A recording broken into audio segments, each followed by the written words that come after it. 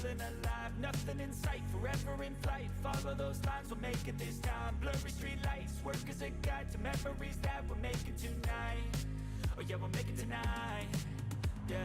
I'll do anything that I feel like I wanna do.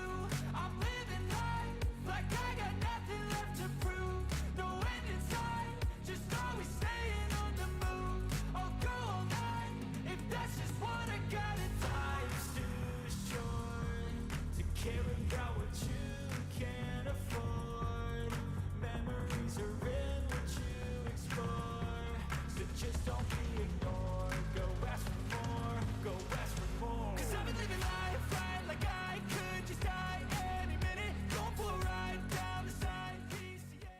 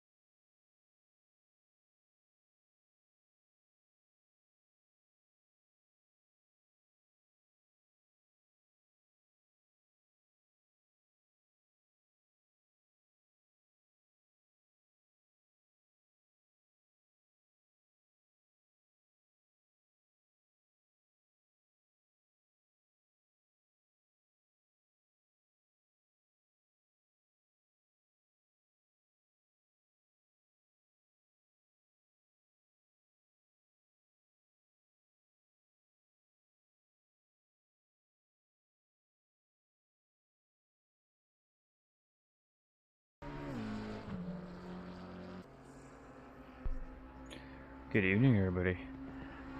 Welcome to our Sunday broadcast. We are back on behalf of the Infinite Racing League, partnered with Coach Dave Academy, and we are here for Fall Series, round number 2.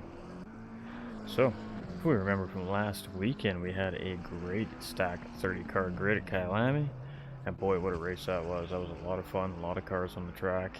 Not going to be any different here tonight, except the track has changed. On the screen in front of us is the track that the drivers will tackle this weekend. We've gone all the way to Australia, and we are going to race the famous racetrack, Mount Panorama Motor Racing Circuit. This is the premier circuit of Australia.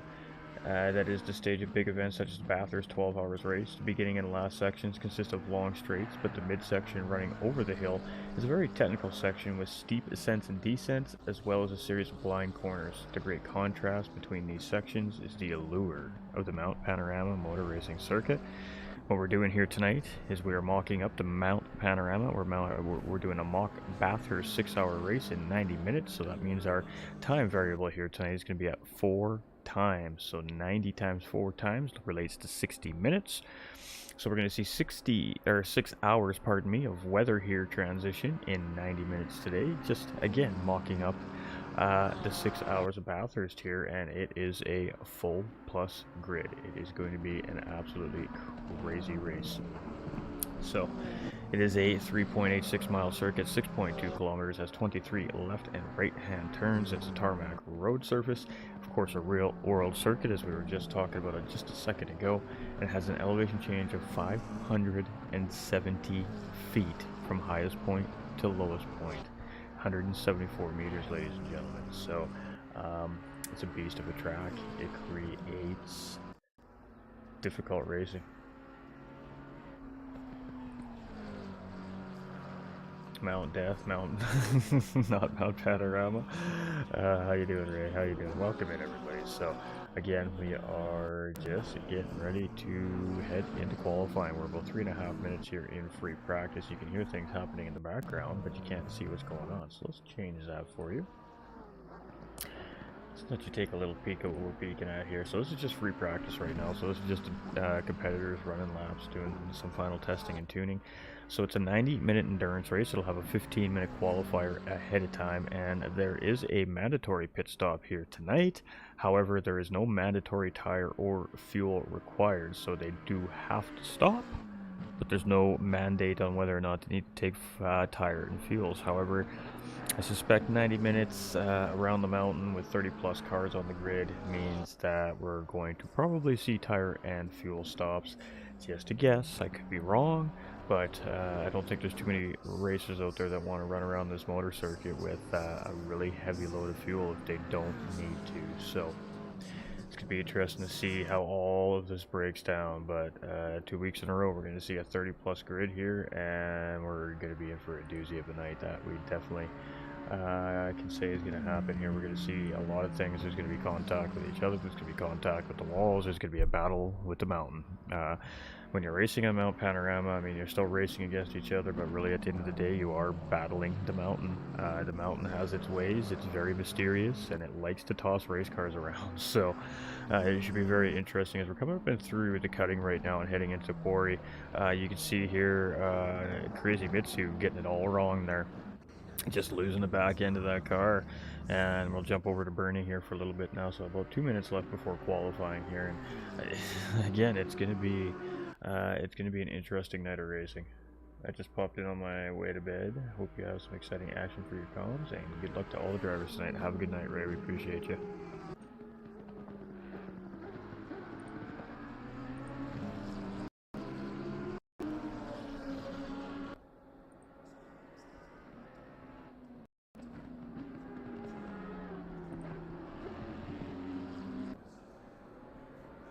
Alright. We're just checking on everything here like we do every time. Sorry about the pause there for a moment. Plus we're just having a little chat with our co-host here tonight. That's right, we are going to be joined by another commentator here this evening as well, I figure. And he figures that with this many drivers on the track, we are going to need a couple sets of eyes on this racing surface tonight, and I do not disagree for a second. It's going to be spicy. It's going to be spicy. I don't even know what to expect. We got a hell corner right off the bat when all these guys are coming in 2x2 after virtual safety car lap. There's going to be 32, I believe, cars barreling into turn 1. Yeah, I mean, what else can you say? It is going to be a pretty crazy start to the race. The first 10-15 minutes, there's going to be a lot happening. There's going to be definitely some cars limping down through the mountain to get back to pit lane. I would imagine it was probably a pretty interesting driver's briefing here before pre-race today, of course, before they open the track up to some free practice. But again, free practice will be over here in just a few seconds time, and then we'll be getting ready to head into our qualifying session. So with that being said, let's jump into the garage here. And I mean, we all know Mount P. We all know Bathurst. Absolutely iconic racetrack. I mean, for real, I love watching racing on this racetrack. So I love being in a position of being a commentator. I would much rather be in the booth than be in the race car on this particular day. You know, the mountain, me and the mountain don't get along, and that's just the bottom line. So we would definitely much rather be in the booth on this day and let the real racers handle the mountain. So it's gonna be a crazy day. We got Johnny B, we got Kazimitsu, pardon me, with JP. We are a race winner last week, so technically our championship leader coming into round 2 here. We have Matt Lilo, we got Vic, we got Cletus, Rapid Duck is here this week. We got Cerebros, Ernie Burney here. We got McCrank, we got Sabajin, we got Rock Lee, Sela, I think we're saying. Fluka, call me CJ, Tango 2. We got Joe Boy returns. Rigo C24, Butler Racing, Rig Pig. We got GLR Racer, we got Vic Daughtry, we got Dig Dog, we got Barker, we got Irish Jerry, we got Apex Guardian, we got Hobo, Franz Meister. You're gonna have to turn the stream down, my friend. Delta Mike here, I Mike, the Damn Cat, Nacho Gearbox, and our co-host with us. So that is fantastic. Just give me 1 second, chat. Can you hear me?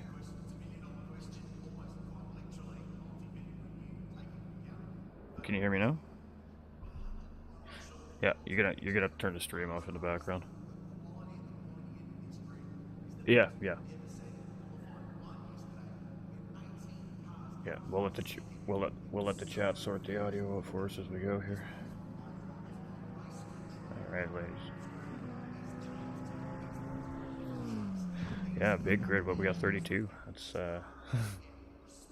gonna make for an interesting grid. All right, ladies and gentlemen. So you're probably wondering who I'm talking to right now. We are talking to our co-host. Qualifying has gotten underway, and it's a 15-minute qualifier here. So first of all, I'd like to welcome IRL's Choco into the commentary booth. The guy's a commentator himself. He's been on the track a lot lately, but he's decided that, again, another set of eyes is ultimately going to be the best route here tonight. So welcome in, Choco. Welcome back to the booth, my guy. It's been a while. It's been a while.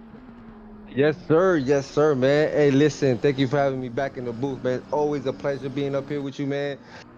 Now I get to see, not in the car today, so I'm outside looking in. Plus, like you said, I don't feel like I want to partake in this anyway today because, you know, the mountain, she tends to win on me all the time. So, but, man, with a grid this size, man, this is going to be very exciting. Very, very exciting, man. But again, always, we appreciate what you do for us, man, providing these amazing broadcasts and these commentaries, man. These drivers appreciate it. I appreciate it. The league appreciates it, man. So we thank you, brother. We thank you, man. But always thank you for having me here today with you in the booth, man. I'm excited. I've been excited all week about this. Well, this is going to be an interesting race tonight. I mean, you know, Mount Panorama has its own issues to begin with how technical the racetrack is, especially through the mountain sector. Throughout free practice, we've been watching some pretty interesting things. We even seen a car on its roof, ladies and gentlemen. No joke. The mountain can definitely make you pay the price for making a mistake. May I ask who the victim was? You know, I don't even remember. I just caught the tail end of it, so I was like, wow, this should be interesting tonight. But you know, we've got a mixed skill set of drivers here too. You know, we've got our pro drivers right down to our brand new drivers here, which makes this even better and more interesting. Absolutely. It's a multi-class race in a sense, really, here on the track. So, you know a lot of these drivers a lot better than I do. But I mean, we're sitting on Johnny B right now. He's defending champion coming into the fall series, of course, being crowned champion from our summer series 2.0, and a little bit behind here right now after round 1 with JP coming in and stealing that first round victory. So both those drivers are very quick, but I mean, Rapid Duck's back in the field here tonight. We've seen some great pace coming out of guys like Cletus and Fluka. I mean, really, I think it's going to be which driver navigates the mountain and kind of has the best strategy here tonight. What are you thinking, Choco? Absolutely, man. You nailed it right on the head. I mean, you got to figure how many turns on this track alone. But listen, we have a lot of this is a very good grid here tonight, man. We have a lot of competitive drivers. I mean, you're speaking of Johnny B, very consistent in series. Every series, he's very consistent, man. He's always the guy who's always going to be there in the championship, competing for it. So he's one of the guys that if you want to say has the target on his back, but that's not how we operate. But the guy everybody's challenging to retain that spot. But as you know, Johnny B is a very, very good fast driver, competitive driver, very consistent. But then you also have another field behind. I mean, there's a lot of good drivers here tonight. But again, as you know, the mountain does challenge everybody, and she does always get the better of no matter how good you are, she'll end up winning one way or another. But again, this is a very good grid. We have 33 cars here tonight, and we have a mixture of good drivers. I mean, you look at Butler. He knows the mountain pretty good in and out. He's our EU division race coordinator, so he runs the EU division. He loves the mountain. He has a lot of experience in his mountain. But you also have Johnny, you have Cletus, you have Rigo, JP. You know who's a very competitive driver. One to look out for is his best, Arrest Burrows. He's a pretty new driver, but very quick driver. Saw him on the last race. He's very, very fast. And we just had Call Me CJ there have a little bit of a moment coming down into the S's heading towards the Dipper there. Thankfully, getting that car stopped in the left-hand side runoff there while the rest of the qualifying traffic coming through. He's going to reset himself and try again. But yeah, some pretty tense moments already here in qualifying. Absolutely, absolutely. I mean, these drivers tonight's gonna, like we covered in the safety briefing, there's gonna have to be a lot of space and distance, especially coming down the mountain. But mainly into that turn one or the beginning of the race, want to make sure that those guys provide enough space and distance between each other, especially going into that turn one, and then as you head on to that straight. The main thing is we have plenty of racing here for tonight, so we want to make sure the drivers get through turn one and lap one. If we can survive that, we'll have a pretty good race, because the grid will start separating somewhat there as you get into the third lap or fourth lap, because the mountain does that. It will separate the grid here and there. But we'll know tonight where the grids are. Within the first 25 minutes, we'll know where the grid is at. But yeah, it's going to be a very, very good competitive race tonight. For sure. All right, chat. There we go. That happens sometimes. We'll just jump back in the server here. So just give us a moment. I do apologize, but keep us up to date with what's going on here while it's happening. Absolutely, absolutely. So speaking of rest, he moved up in the 8th now. He's in the Porsche, in the 21 Porsche. So we'll go ahead and go to another car. John B still in the way here. He has a time of 2:02.7, so he's leading the way right there so far on that. And second right now is GLR Kazimitsu with a 2:03 flat. Well, almost flat, but we'll say flat. 2:03 flat. Currently in second in the 6.6 McLaren. All right. Let's see. Go. Let's go back to the garage here so we can keep you guys posted here. Then we have currently there'll be third. Vic right now is currently at third on the grid in the 54 Ferrari 296, with his time being a. Actually, he still hasn't gone on. Sorry, so he's still on his outlap. All right, and we are back here. Right. I was just on bar 27 here. He's a community member from here. Welcome back. Again, just reusing that runoff here. So I suspect we're going to see that runoff coming down in towards the Dipper through the S is going to be used a fair bit here in the early goings of this race, if I have to suspect. But that is really going to be the trick. I mean, the first 2, 3, maybe even 10, 15 minutes of this race, the drivers are going to be really cautious. They're going to be on cold tires. Their cars aren't going to be locked in yet.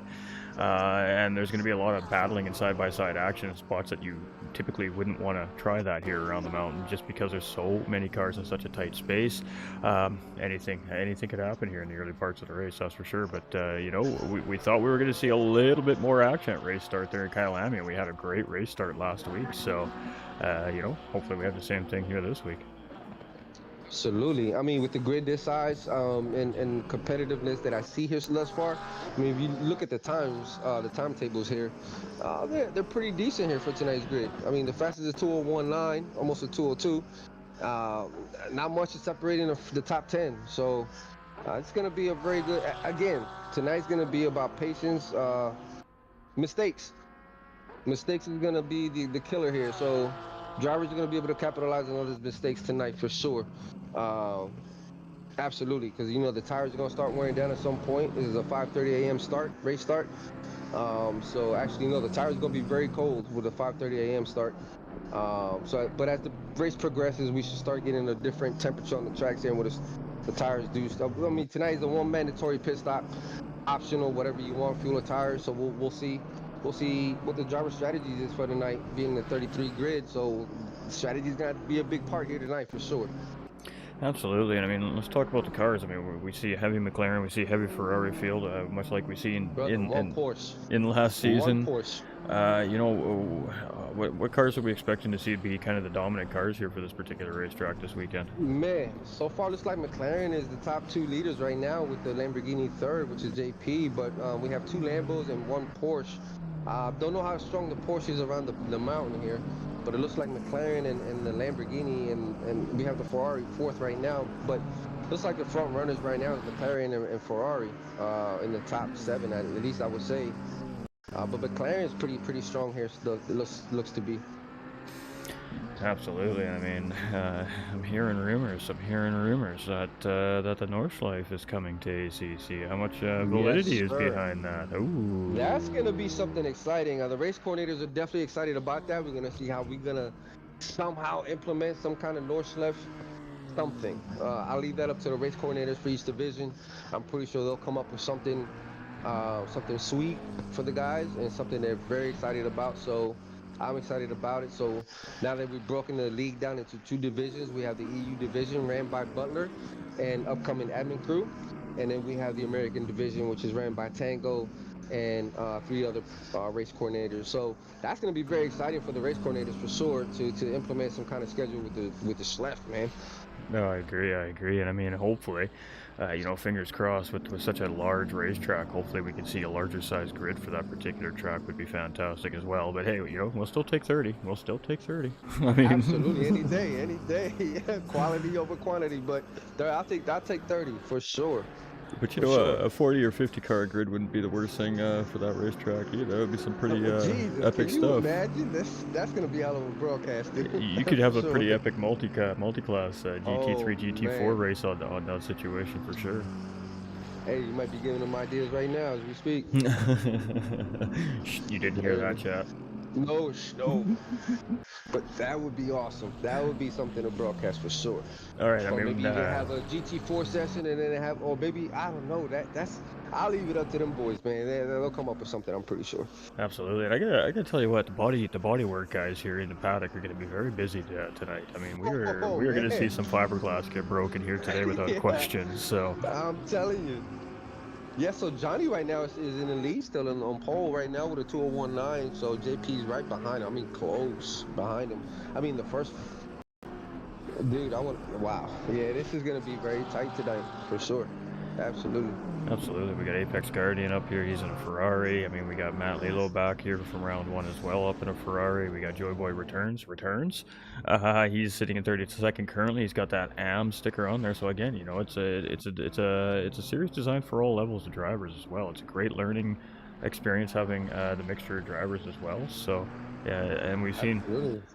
Several of our returning drivers from season to season just continue to improve race by race sometimes, and definitely season by season. Fluke is a great example of that over the last couple seasons, has really improved on that consistency and pace around the racetracks here, and at some point could potentially very well be a strong competitor for the championship, if not even this season. We'll have to see how race number 2 goes here, but there's lots of competition, no shortage of it here in the racetrack this season, that's for sure. Absolutely. I mean, GLR also looking, Kazimitsu right now currently in 6th. He's looking pretty consistent there with the McLaren right there in the 6.6 McLaren. Right now we're running best time of 203 flat, but right now his last time was a 203.1. So he's in the 203s consistently, low 203. So this is definitely gonna be a battle. So I'm curious to see how at least the front 10 are gonna be here, especially coming down the mountain here in the first part of the race. The beginning of the race. I mean, it's gonna have to be patience. Absolutely. And we're gonna be keeping a little special eye on. All over. Oh, this is the worst place. You don't want to hit the wall going down that mountain, man. So yeah, GLR definitely kissing it back and forth, but he's back in the pits now. So. And that's really going to be the driver's biggest fears here, I think, at race start. I don't think it's really necessarily going to be turn 1 or turn 2 or 3 heading into the cutting quarry area. That's going to be more on the concern of the drivers. I think it's going to be that downhill mountain sector here in the early going. That's really going to be on the mind of the drivers. Not only for the driver in front of them, making sure that they don't obviously brake too late and get into the driver in front of them, but definitely worrying about the driver that's up in behind them as well. So I think that's where a lot of the nerves are going to set in here early on in the race. Is going to be definitely down through the S's and into the dipper sector part of the racetrack heading into the back straight. Absolutely, absolutely. And right now we have what was it? Ernie. Ernie is running in 13th right now in the McLaren. So Ernie is one of our newer drivers as well. He had a pretty good stint on the last race. He was it the last race was the EU race. I think he also runs in the EU division, but he actually had a pretty good comeback on the EU division. He did very well. Started in the rear and ended up in the top 10. So that was pretty good stint on him. But today we'll see what he has today. I'm not sure if he was in last round one's race of the Sunday series or not, but we'll see what he got here for the mount. Right now he's in 13th in the McLaren with a field with the grid like this. That's not bad today. Well, now he's moved up in the 10th with a time of 2:03.3, so he's also in the We've low also mid 2:03s. got JP here sitting now in pole position provisionally here with just a little Whoa, over a minute okay. left with a 2:01.6. So we're not seeing sub 2 minute Oh, times here today, but we're definitely getting very close to that 2 minute mark here at Mount Peace. So yeah, uh, well, them two have been going at it pretty often here lately. JP and Johnny, man, them two been going at it pretty often lately.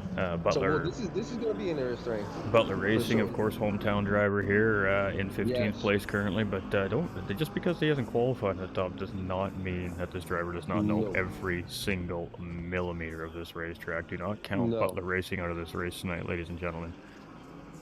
And he's actually Australian, so he lives near the track in real life, so he knows this mountain like the back of the hand.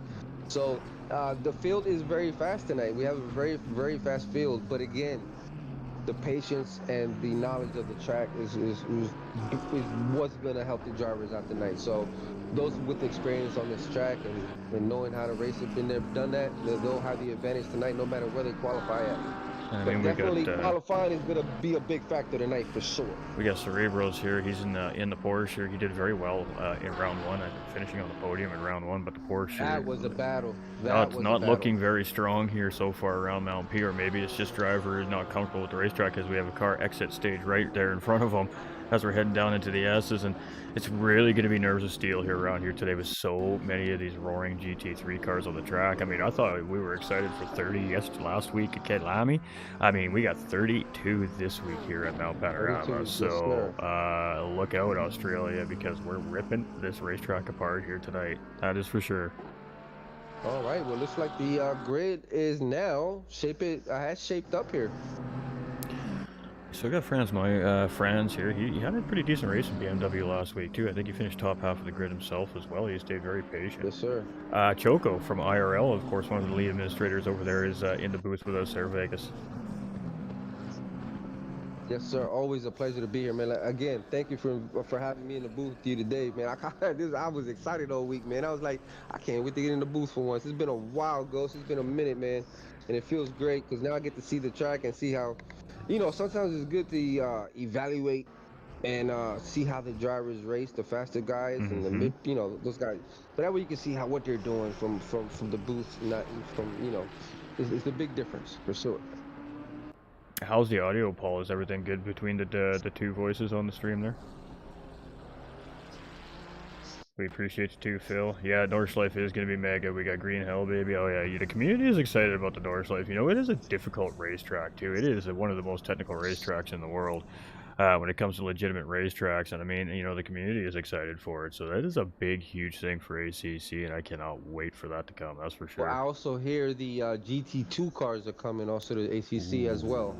just adding So to the along with excitement. yeah, yes sir. So along with that, I hear the GT2 cars are coming, and I think so tracks, but I'm not sure. I- I'm not sure. I'm not sure on that, but I do know the Schleff is coming in the two car for sure. So we're definitely excited about that. So Oh, absolutely. again, the race course probably gonna be have their hands full implementing some type of schedule for that because the guys are definitely gonna want a GT2 season and this. So it'll be exciting, definitely. All right, so we do have JP sitting in pole position with our defending champion right there beside him. In row 2 is going to be Rapid Duck, who is very quick driver. Do not count this driver out to win this race tonight either. Cletus going to line up right beside him. In row 3 is going to be Vic and Matt Lilo. In row 4 will be Kazimitsu and Rigo, who has good pace around the mountain here today. In row 5 will be Fluka and Ernie Burney. In row 6 will be Sila and McCrank. Row 7, Sabajin and Call Me CJ. In row number 8 is going to be Cerebros, who had a fantastic race 1 finish, and Butler Racing, hometown driver. We've got Tango 2 and Rock Lee making up round 9. In row 10, is going to be Vic Daughtry and Needhams. In row number 11 is going to be GLR Racer and Joy Boy Returns. Row 12 will be Apex Guardian and Dig Daw.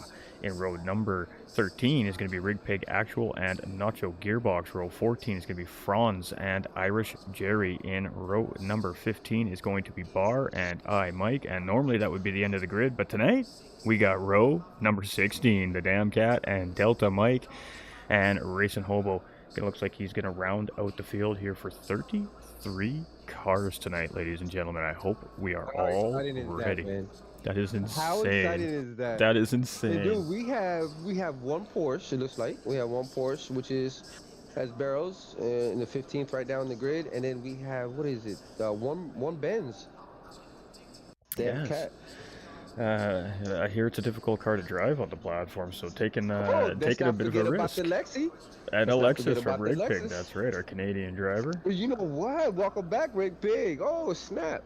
Definitely, he's been always been on the Lexus, man. That's the Lexus driver right there. You're not gonna take him off the Lexus, not on the mountain. No sir. Look at that, man. Hey, looking for that Lexus driver contract. Lexus, if you're watching there, hit up that IRL Rig Pig, man. He is a lover of that car.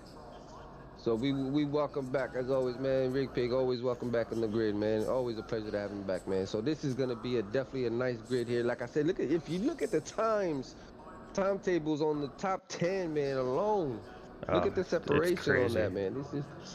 It's. But again, that doesn't matter on the mountain. Once the race starts, all this does not matter. That's right. It comes down to that strategy. It comes down to the nerves. It comes down to a lot of things. That is a scary lineup of cars when you are, say, sitting in the mid pack, and all you see and smell is fuel and exhaust pipes of these loud GT3 cars. I mean, it just does not get any better than that. So we're gonna look at this. We're gonna jump up into the mid pack like we always do at the start of the race for ourselves here, and Joko can jump wherever he feels is best to be watching himself as well, and we'll try to get as much action as we can to everybody, because it's gonna be a nice field of it. You said you're going where? I usually jump in the mid pack. Yeah, usually in the mid pack.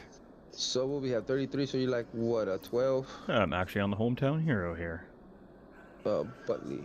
So yeah, about 15th, right? Yeah, somewhere right around there. 16th. All right. So you're going mid. Let's go in the front. I'll stay at. You know what? I'll stay with JP in the front. I'll stay with Johnny B just so I can get front of the grid, and that way if anything happens, and then I go to the back, we'll figure it out as we go. Just it's gonna be chaos.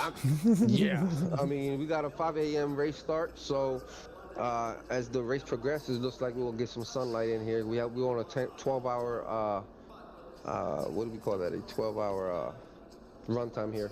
So we have a 5 a.m. start time, so we figured an hour would be 6, so 12 hours simulated.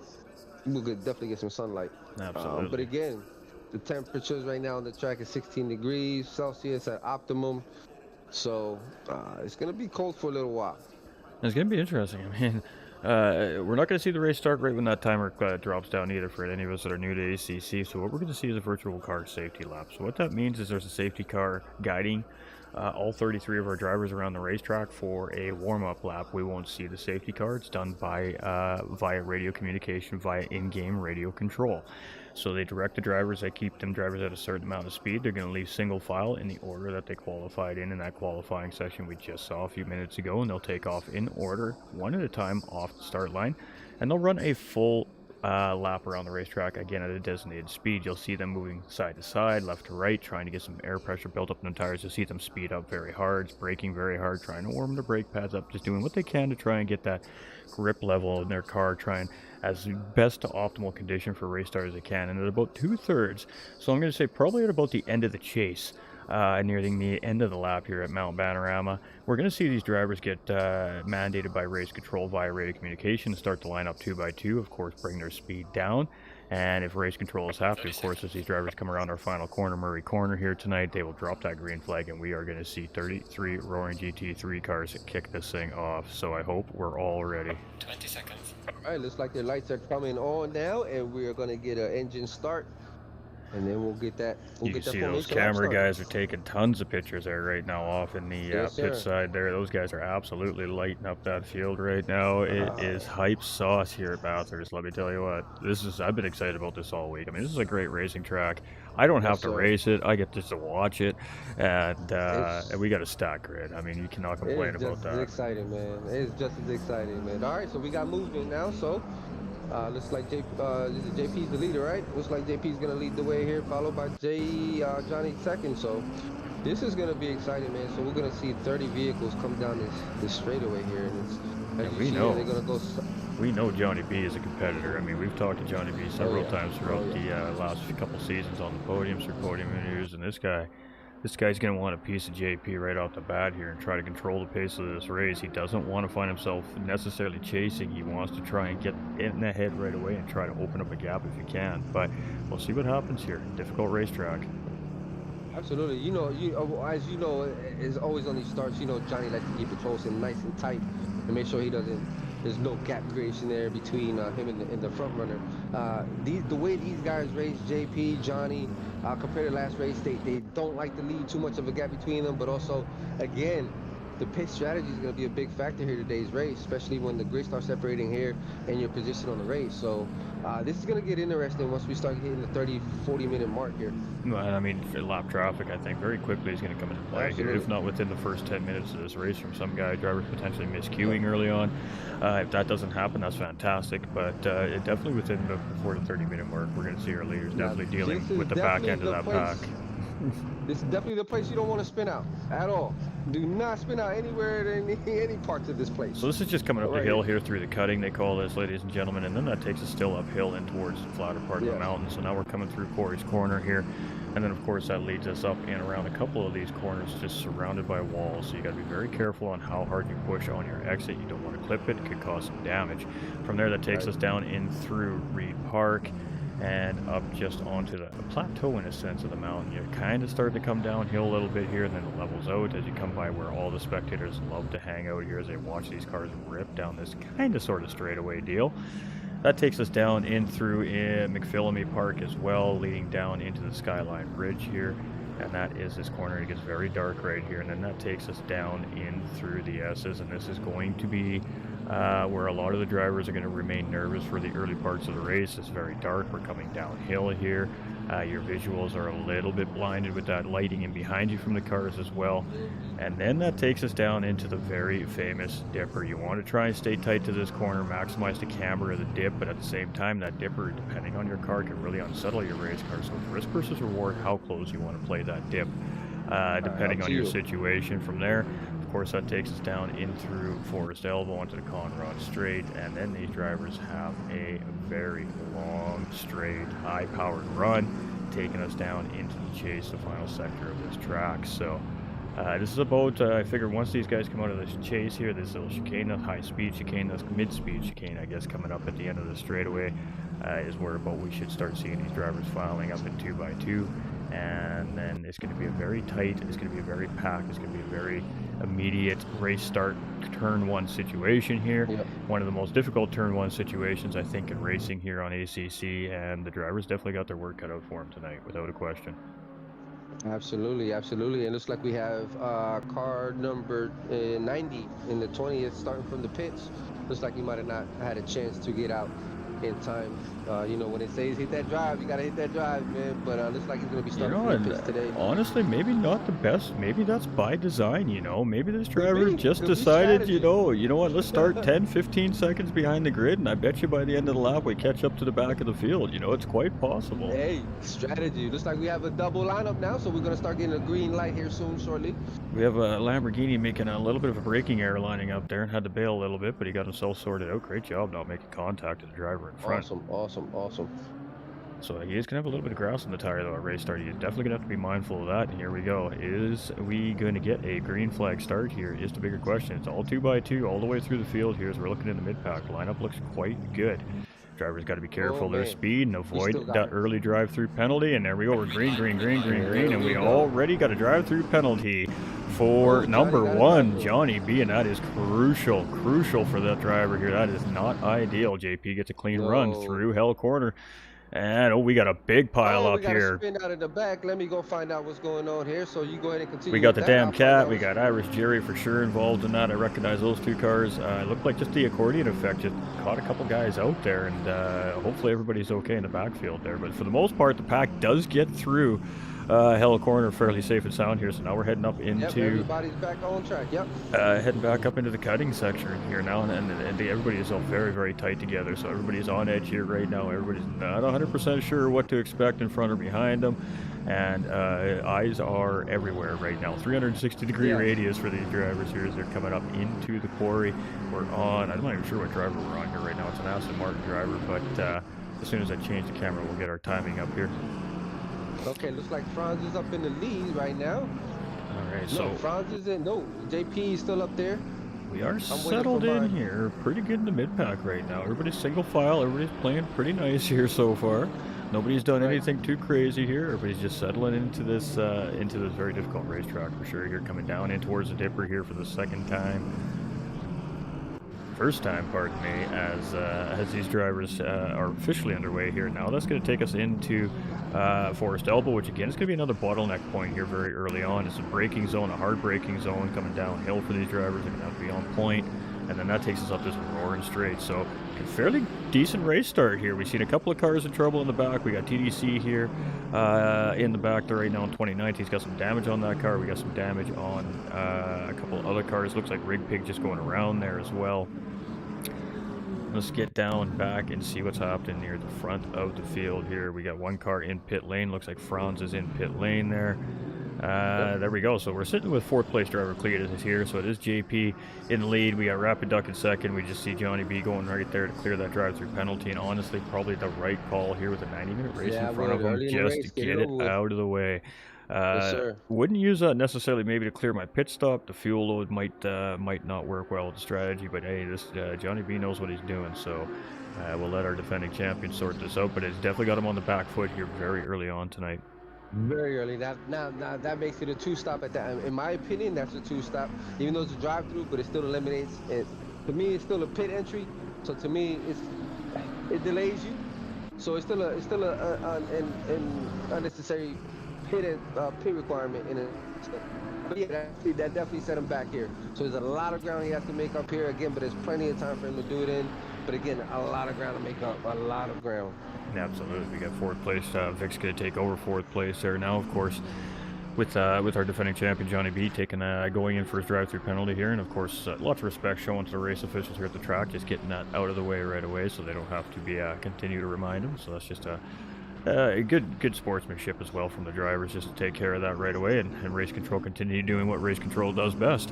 Matt Lilo in 5th, we got Fluke in 6th, and Rigo in that Lamborghini in 7th, so up 1 position from race start. Started in 8th place there.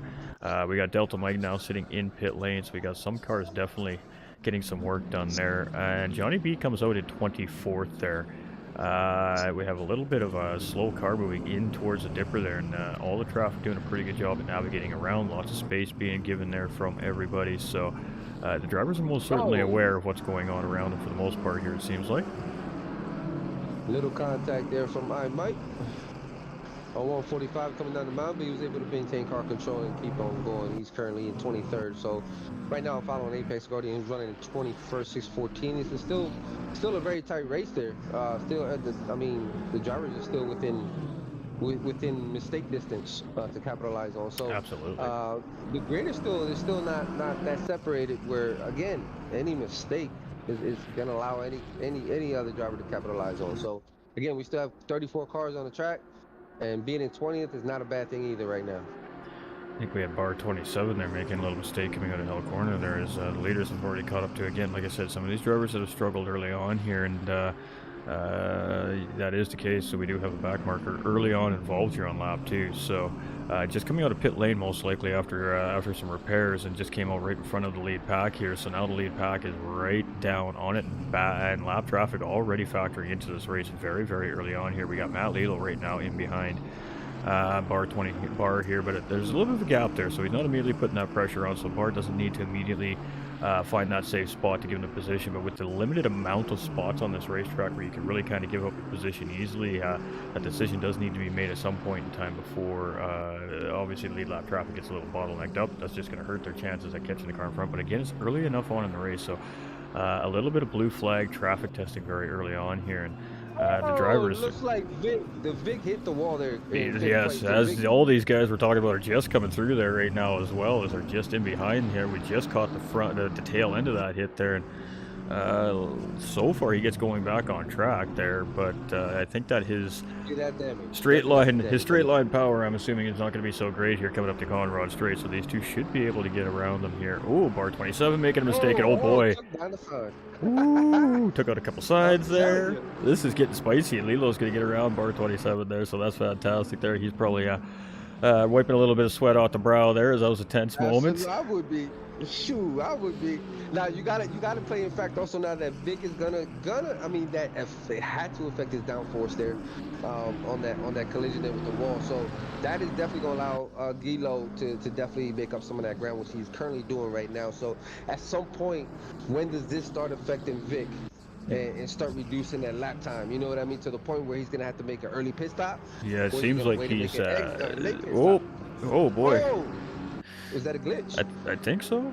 He's I hope so. Still got him in 4th place here, so I'm not sure. Oh, that was a glitch. Oh, that didn't look good. That didn't look good on my camera. No, it looked like just a lag spike there, yeah. Good, awesome. We got Daughtry here from Rockefeller Racing here in 14th place here right now, so slow and steady sometimes. Not a bad place to be. Slow and steady sometimes wins these endurance races, and you know, a lot of these mid-pack guys, they haven't been battling, they haven't been pushing too hard here. They've really just been playing that game of survival early on in the race right now, and I wouldn't count some of these mid-pack drivers out for potentially maybe challenging here. It all depends on what happens in leaders. We have seen time and time again here in these Infinite Racing League Fall and Summer Series races where the leaders just look like they got this thing locked up. They get involved in a battle, and sometimes there's just a little bit of contact between the two, and it changes the whole race. So you just never know what's going to happen until that checkered flag drops.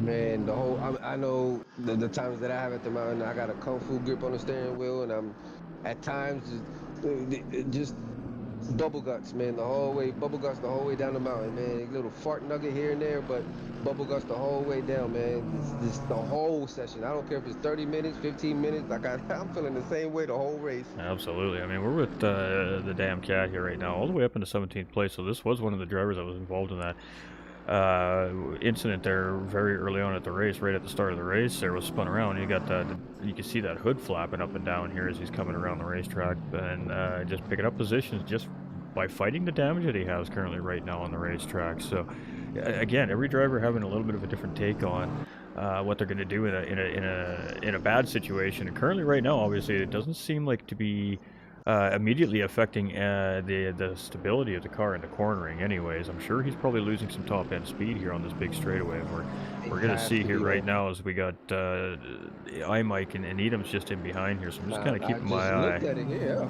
That's a battle right there for 18th there, man. Not much is separating those two, but a couple slipstream here, so it looks like he's going to slip on the inside there, and oh, he's the man. I'm telling you, he's gonna make him earn it. So iMike look like he's going to make Demon's earn it there, so that was good. This is a battle here. I like this. Very close here, so it's gonna see how patient and consistent these guys are here side by side, man. All right, so we do have our defending champion Johnny B here currently sitting up in 15th place. He is in behind, just coming around Irish Jerry's. He's coming out of pit lane there.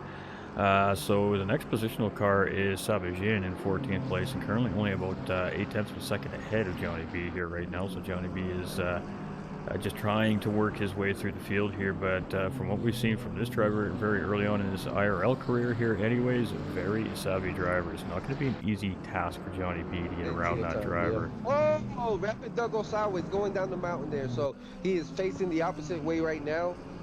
He's gonna make his move and get out before the traffic comes down, so he is safe. He's gonna hold his position there and continue, but definitely took the McLaren there sideways. So he definitely lost 2 spots there. He was currently running second.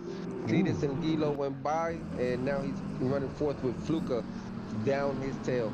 So Fluka and Rigo coming in right behind him, but definitely, I know it has to affect something. I know it affected something. He hit it sideways going down and ended up facing him the opposite way. So unfortunate there for Duck. Tough moments here on the racetrack for these drivers here tonight. Rapid Duck, very rapid driver. I mean, is a very good skilled race car driver as well. But the Mountain don't care how good of a race car driver you are. The Mountain just finds a way. It really does. Always does. That bad. She's a bad. Shut your mouth. But she is. Duck actually has not raced for a couple weeks here, so it's his first race back since the last series. Yeah, no, I was surprised not to see him in the grid there last week at Kyalami. So little mental break for him, and then his first race back. So we welcome back Duck, man, one of our stewards and our team, one of our team drivers here for Team IRL.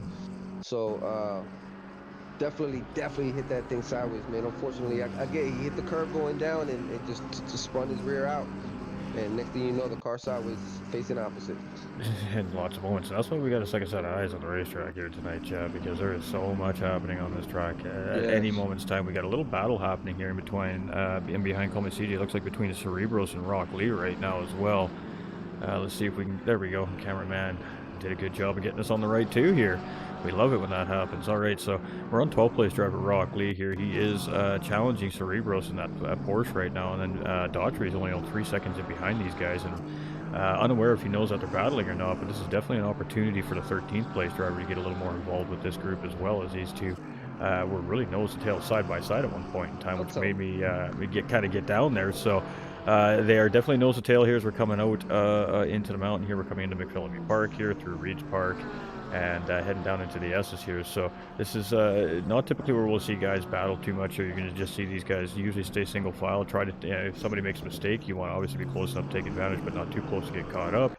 And then they're going to try and make their charge up in through the final sector of this racetrack, up the Conrod, straight into the chase, maybe down on the inside of Murray's Corner there. It's a good passing opportunity right before the end of this racetrack as well. So a good little battle here. Rock Lee looks like he's definitely peeking around the race car there up in front of him, that Porsche. He's just maybe playing a little bit of mind games, maybe just looking for some clean air, but definitely looks like that McLaren has a little bit of pace on the Porsche here right now.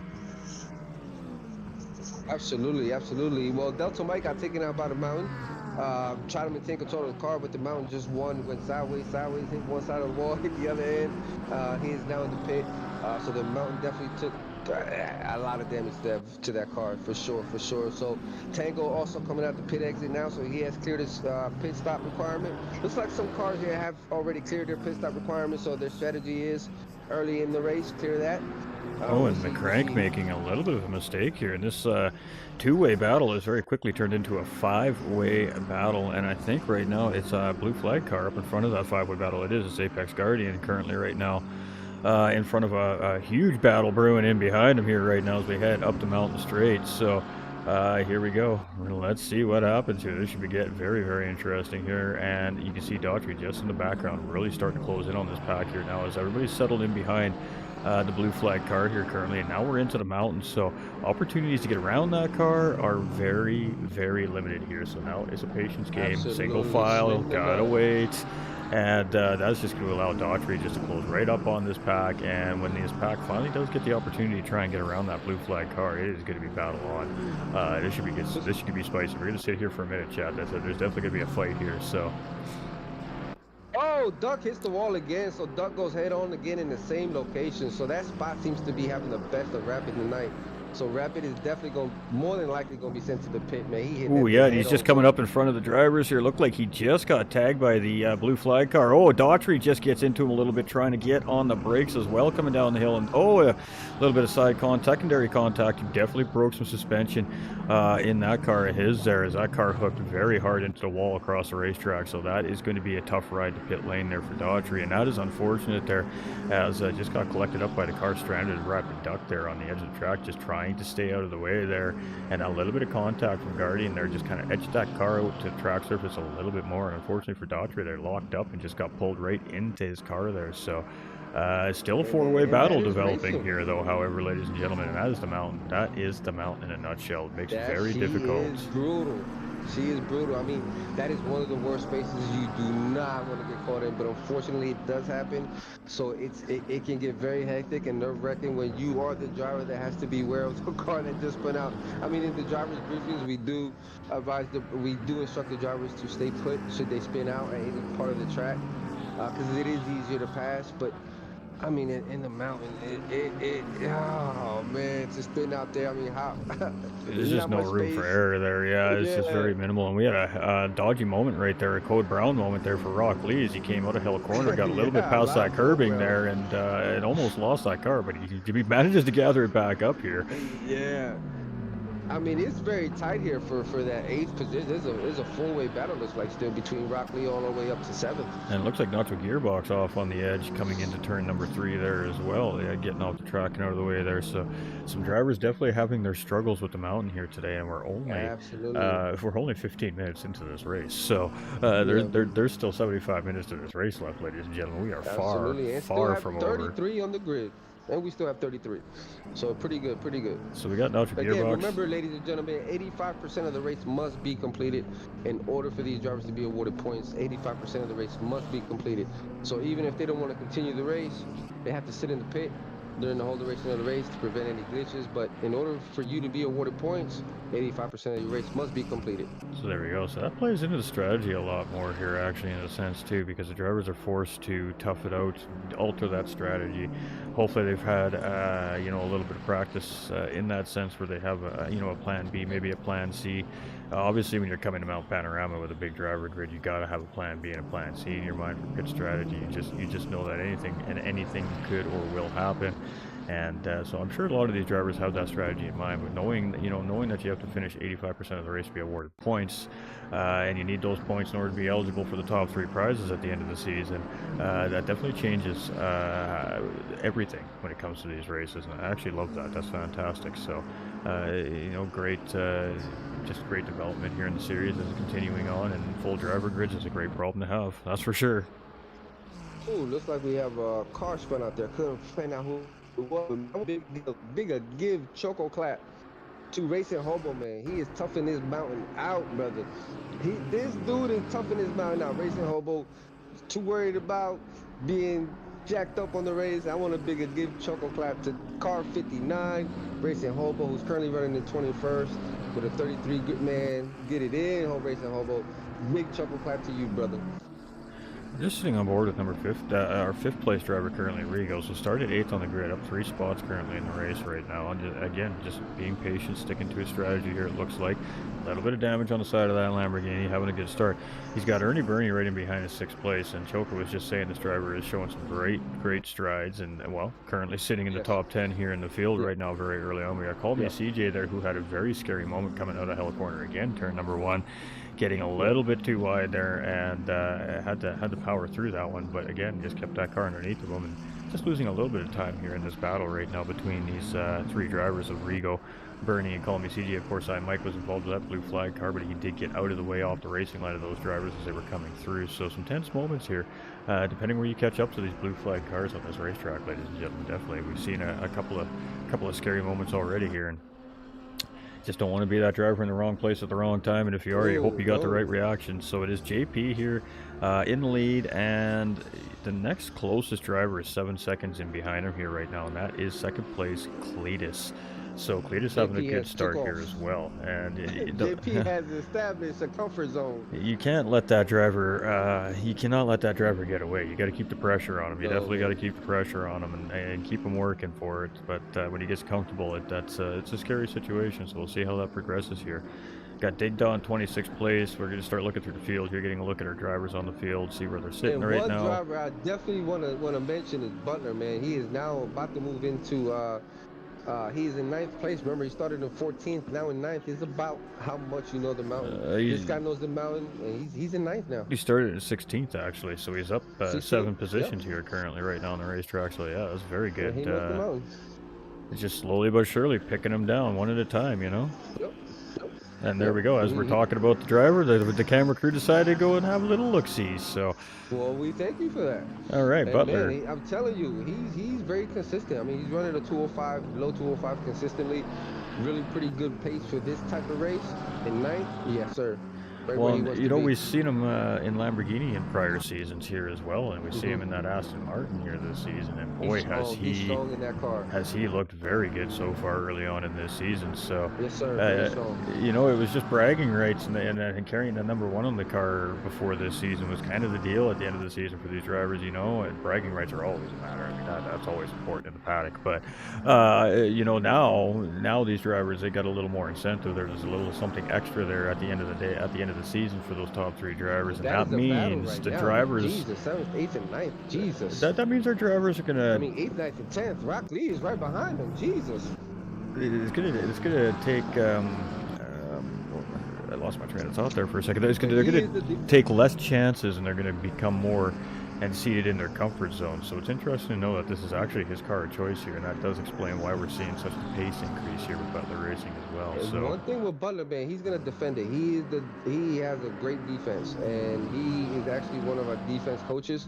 So he's gonna defend this to the end, and he's gonna give it every bit of defense. I'm telling you that right now. And you can see how bouncy the racetrack is right around the kink coming at the end of this back straight there as well. You can see all those cars hopping. Oh, breaks free a little bit there. Now it's going to be a good opportunity for Rock Lee to get a run. I mean, Rock Lee finally making his way around Cerebros there just a few corners ago, and now Cerebros is actually going to get the inside line. He's going to make it 3 wide here. No, that we all knew that was never going to work out right there. Very ambitious move there, but creating contact, and that is unfortunately for Butler Racing, going to take him out on the outside of the corner, but he's going to get that car back on track here. And I think he's just assessing. Oh, he's looking for traffic there. So very aware of the racetrack there. He's seen that car coming, lets that car by. And actually, Cerebros is held back here, and he's going to give that position back there. So very aware that he made a mistake there, and he's going to give that position back. So much respect for that. But definitely not the best of racing decisions right there, heading into Murray's corner. But you know, good on him. Good on him. I mean, he in a very safe manner. Up to the drivers. Yeah. To the drivers. But you know.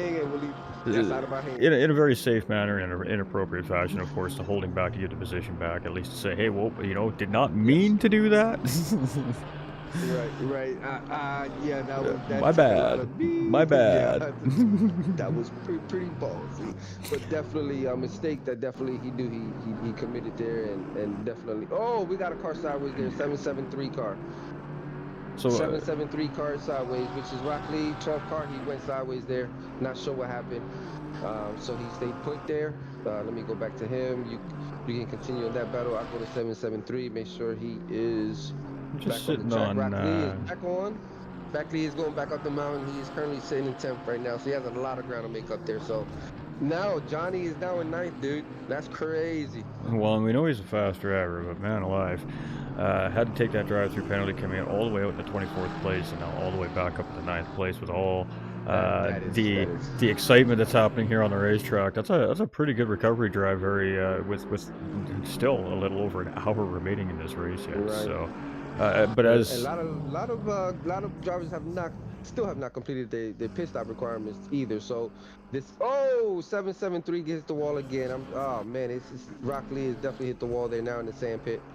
So it looks like he is back in the pit stops now. So he's back in pit entry, back in the paddock. Definitely gonna need some repair there. So we'll see what his decision is gonna be after that. But definitely hit the wall. It looks like he was battling good there and somehow lost control of the car, and the car just hasn't been right. I don't know what happened there, but it was a tight, close battle. We were both on it between him, Butler, and Esbarros, and then before even Esbarros committed that mistake there, Rock Lee was just not. Something went out on the car there. Well, you know, we got very quick changing weather here. We're now from a very dark starting into a morning conditions here. You know, it's starting to get cozy out there. The track's seeing a tiny little bit of sunlight. That's going to create Potentially a little bit of condensation on the racetrack due to it being so cold now starting to warm up, but it's also going to change the track conditions. It's going to change the way that these cars are feeling underneath. So the drivers are having to adapt kind of on the fly here and adjust to the changing Right. racing conditions as well. So that could be tossing some of the drivers out, of course, tire wear, evasive maneuvers. So many things could be happening to the drivers' cars and the Mhm. condition of their cars. Just those little taps to the wall are making little accidental contact or bumps with each other can throw that suspension, throw your Mhm. toe out a little bit. I mean, all of this stuff really does matter here on ACC. A little nick can cause you 5 seconds of damage, and that 5 seconds of damage can cause you a couple miles an hour in a straightaway. And over a long race, a couple miles an hour could eventually start to cost you position. Yeah, definitely, definitely. Like I said, like you said, it was going to be strategy. But again, some things are just unavoidable, man. Just like when you're coming down that mountain, there's a car sideways. You try not to avoid to hit it, and there it goes. But definitely, looks like Guillo is now in third place. Yeah, We as the still have a driver we're pit just stop chilling requirement. on here right now, he still has to clear his pit. But I mean, I think a lot of the drivers that we're seeing with the green by their names are drivers that have already been handed some misfortune here on the racetrack and have had to make a forced pit stop, so to speak. I think so. I think we're going to see very many more pit stops here yet before this race is over today. Obviously, we're going to see Johnny B having to make one yet because there's still that mandatory stop outside of that drive-through penalty. And again, it looks like Call Me CJ having a little struggle coming out of hell corner there and taking it really wide, losing a position there as well in the process as Matt Lilo gets around him. But blue flag situation there, I suppose, so not an overall position on the track, but definitely going to cause time as he's got Tango 2 chasing him down there and behind as well. So, Racing Hobo, pardon me. They got the same car. They look the same. Yeah, Racing Hobo is actually in front of Tango 2. Racing Hobo is actually in 18th. So Tango 2 is right behind Guillo. So Tango's now regained control of the car. No, the wall has won again. So Yeah, he we're definitely got damage. on board with our 19th place driver Daughtry here right now. He was one of the cars unfortunately collected there with Rapid Duck sitting stranded in the mountain there in that five-way battle that was coming down up through the mountain there. He's back on track. He's putting some good pressure here on iMike, who's a blue flag car. iMike just gets out of the way and lets Daughtry through in a nice safe manner coming up the mountain. So one of those rare occurrences where we see two drivers navigate that situation on the mountain, done very well there by those two. So GG's to them. Good job. And Daughtry continues around here, but the next positional car is most certainly a little ways away here as he is trying to make up some time on track right now, but does have that green tag. So if not needed, if he's got enough fuel in the tank and he can manage these tires for another hour around this racetrack, that may help him gain some position back here as well. On some of these drivers are still going to have to make those pit stops. Rig Pig in 15th Absolutely. here in the Lexus, the only Lexus on the track, and very pretty good chance that if Rig Pig's on the track, like Shoko said, you get to see him in this Lexus, and very typically the only Lexus on the racetrack as well. So he's got some war wounds on the side of that car right now. It made some contact with definitely looks like to be the wall on both sides of the car there, but it's still holding top half of the field here right now. So that's why you never give up on the mountain because you just never know what kind of race the next racer ahead of you is No, you having. can't. You Nope. just don't know. And I said we still got a little over an hour racing left. So Butler back up to 10th. So he made that ground back up. As we got the Damn Cat here in 27th. We got Sila in behind him here in 29th and a lap down from him or more. But it looks like the McLaren's got a little more pace here. So we're going to stick with this here for a second. This isn't for a position currently. This is just for the McLaren trying to get a lap back on a driver here. But boy, TDC sending it around into Reed Park there. You see getting the hold your line flags coming here as they're coming down the mountain as JP, the leader, just went around there. And we can't even see what the gap to him in second place is right now. There's that much of a gap from our race leader currently. So JP's picking the field apart here.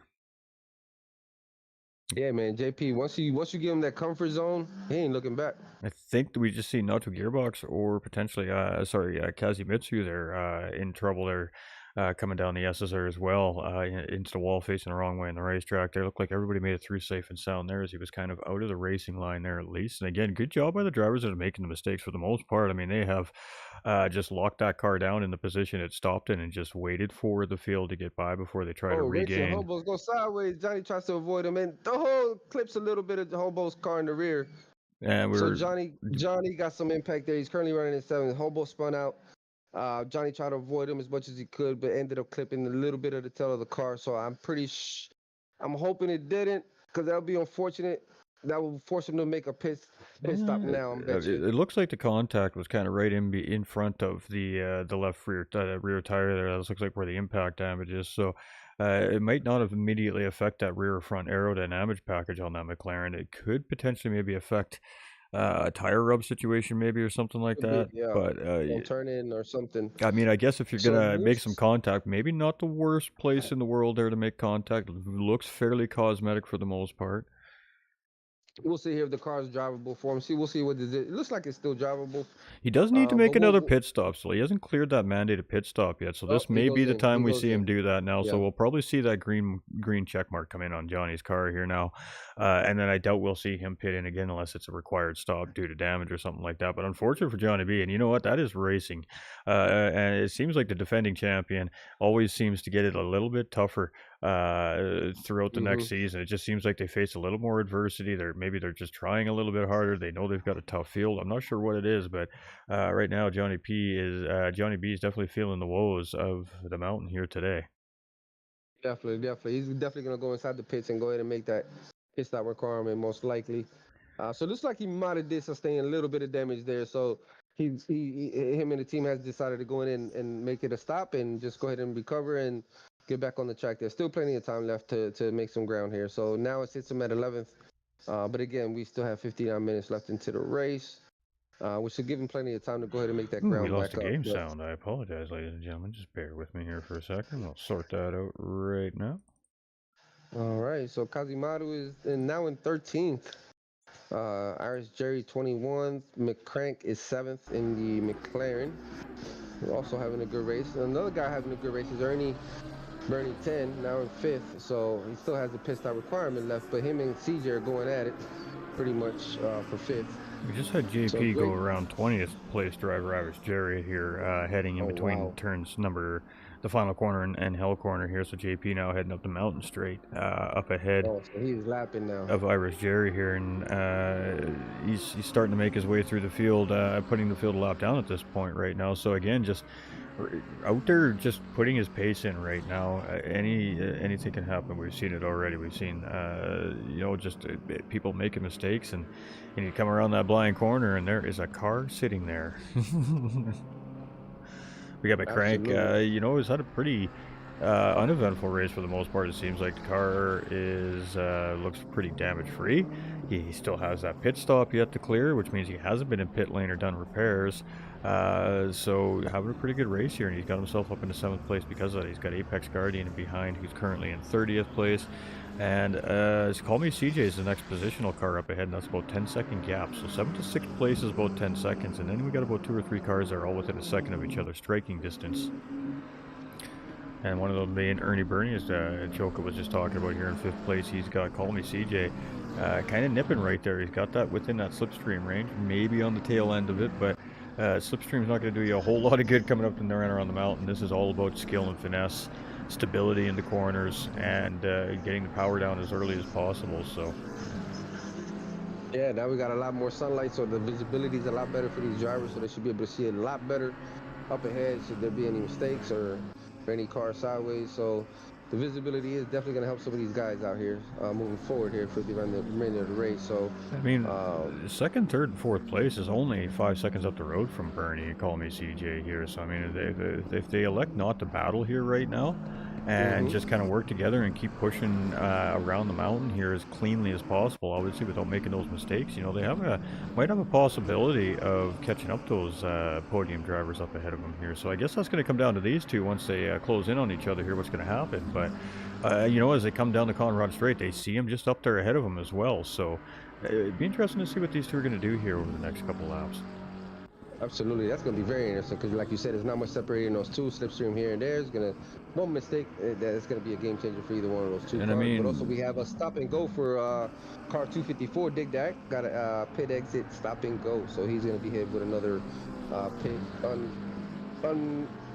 unnecessary pit requirement there. So now you're going to be a 2-stop now for that stop and go. I mean, 0.3 of a second gain there from Bernie on Rigo.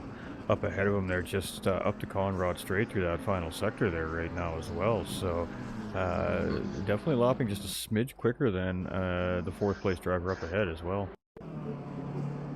Yeah. Now, I mean, at some point it's gonna be crunch time for these guys. I think at the 30-minute mark, you're gonna see some crunch time here.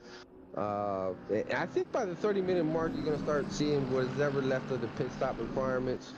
Probably go in and clear that. So, man, we have now that battle has gotten closer now to Fluka. So now we have a battle for third. Yeah, we're just kind of ripping through the field here, seeing what we're seeing. We got Nacho Gearbox here right now on 25th. He's got Barr 7 seconds up ahead there. You can actually see that car just up ahead at the end of the Conrad straight. He's got Dig Die in behind him, and now they have the race leader starting to come down in and behind them there as well. So the field very mixed up here at the 55-minute mark of the race here as well. Yeah, the time is ticking. But definitely a Dimes, any Dimes, whatever his name is, Dimes, any Dimes. Yeah, currently a nice. So he's having a good stint, man. Butler back up to 8th. So Butler's making grounds now. Shit. And remember, he got taken out. And now he's back up 8th now. So he's now up in 8th. But man, Butler's doing his thing tonight. Looking like Digda there while JP was going around heading into the chase there, making a little bit of a mistake, and then we just... we have a stop car number 33, which is Delta Mike again.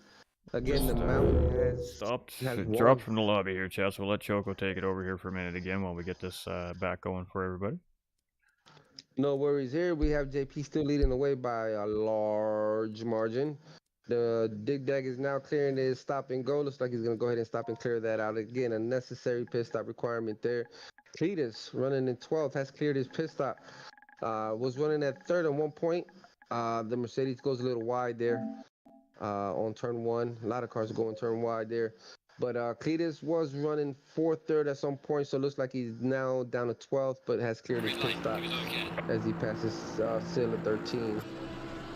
Fluka still running 3rd, still has the pit stop requirement to go. At what point are we going to start seeing these guys going in? We'll see. Maybe I'm thinking the 30-minute mark, but right now the top 6 drivers still have a pit stop requirement left. 20th is Daughtry. All right. He made a lot of grounds up, Daughtry. And he just recently made a pit stop there about a lap and a half ago as well. So I think that was a scheduled pit stop there that he had made there as well. So should be expecting to see that driver hanging it out tough here for the rest of the race. What did he start at? What did he was Daughtry start at? A little bit about right around there, somewhere in the mid pack. I'm not 100%. I don't quite remember offhand, but he was right about that mid pack, little rear part of the mid pack, I think, like 15th to 20th area. And I think Vic was the one who was in the top of the grid in the top rows, and then went bad. Yeah. So we are with JP here as we're coming around on lap number 17.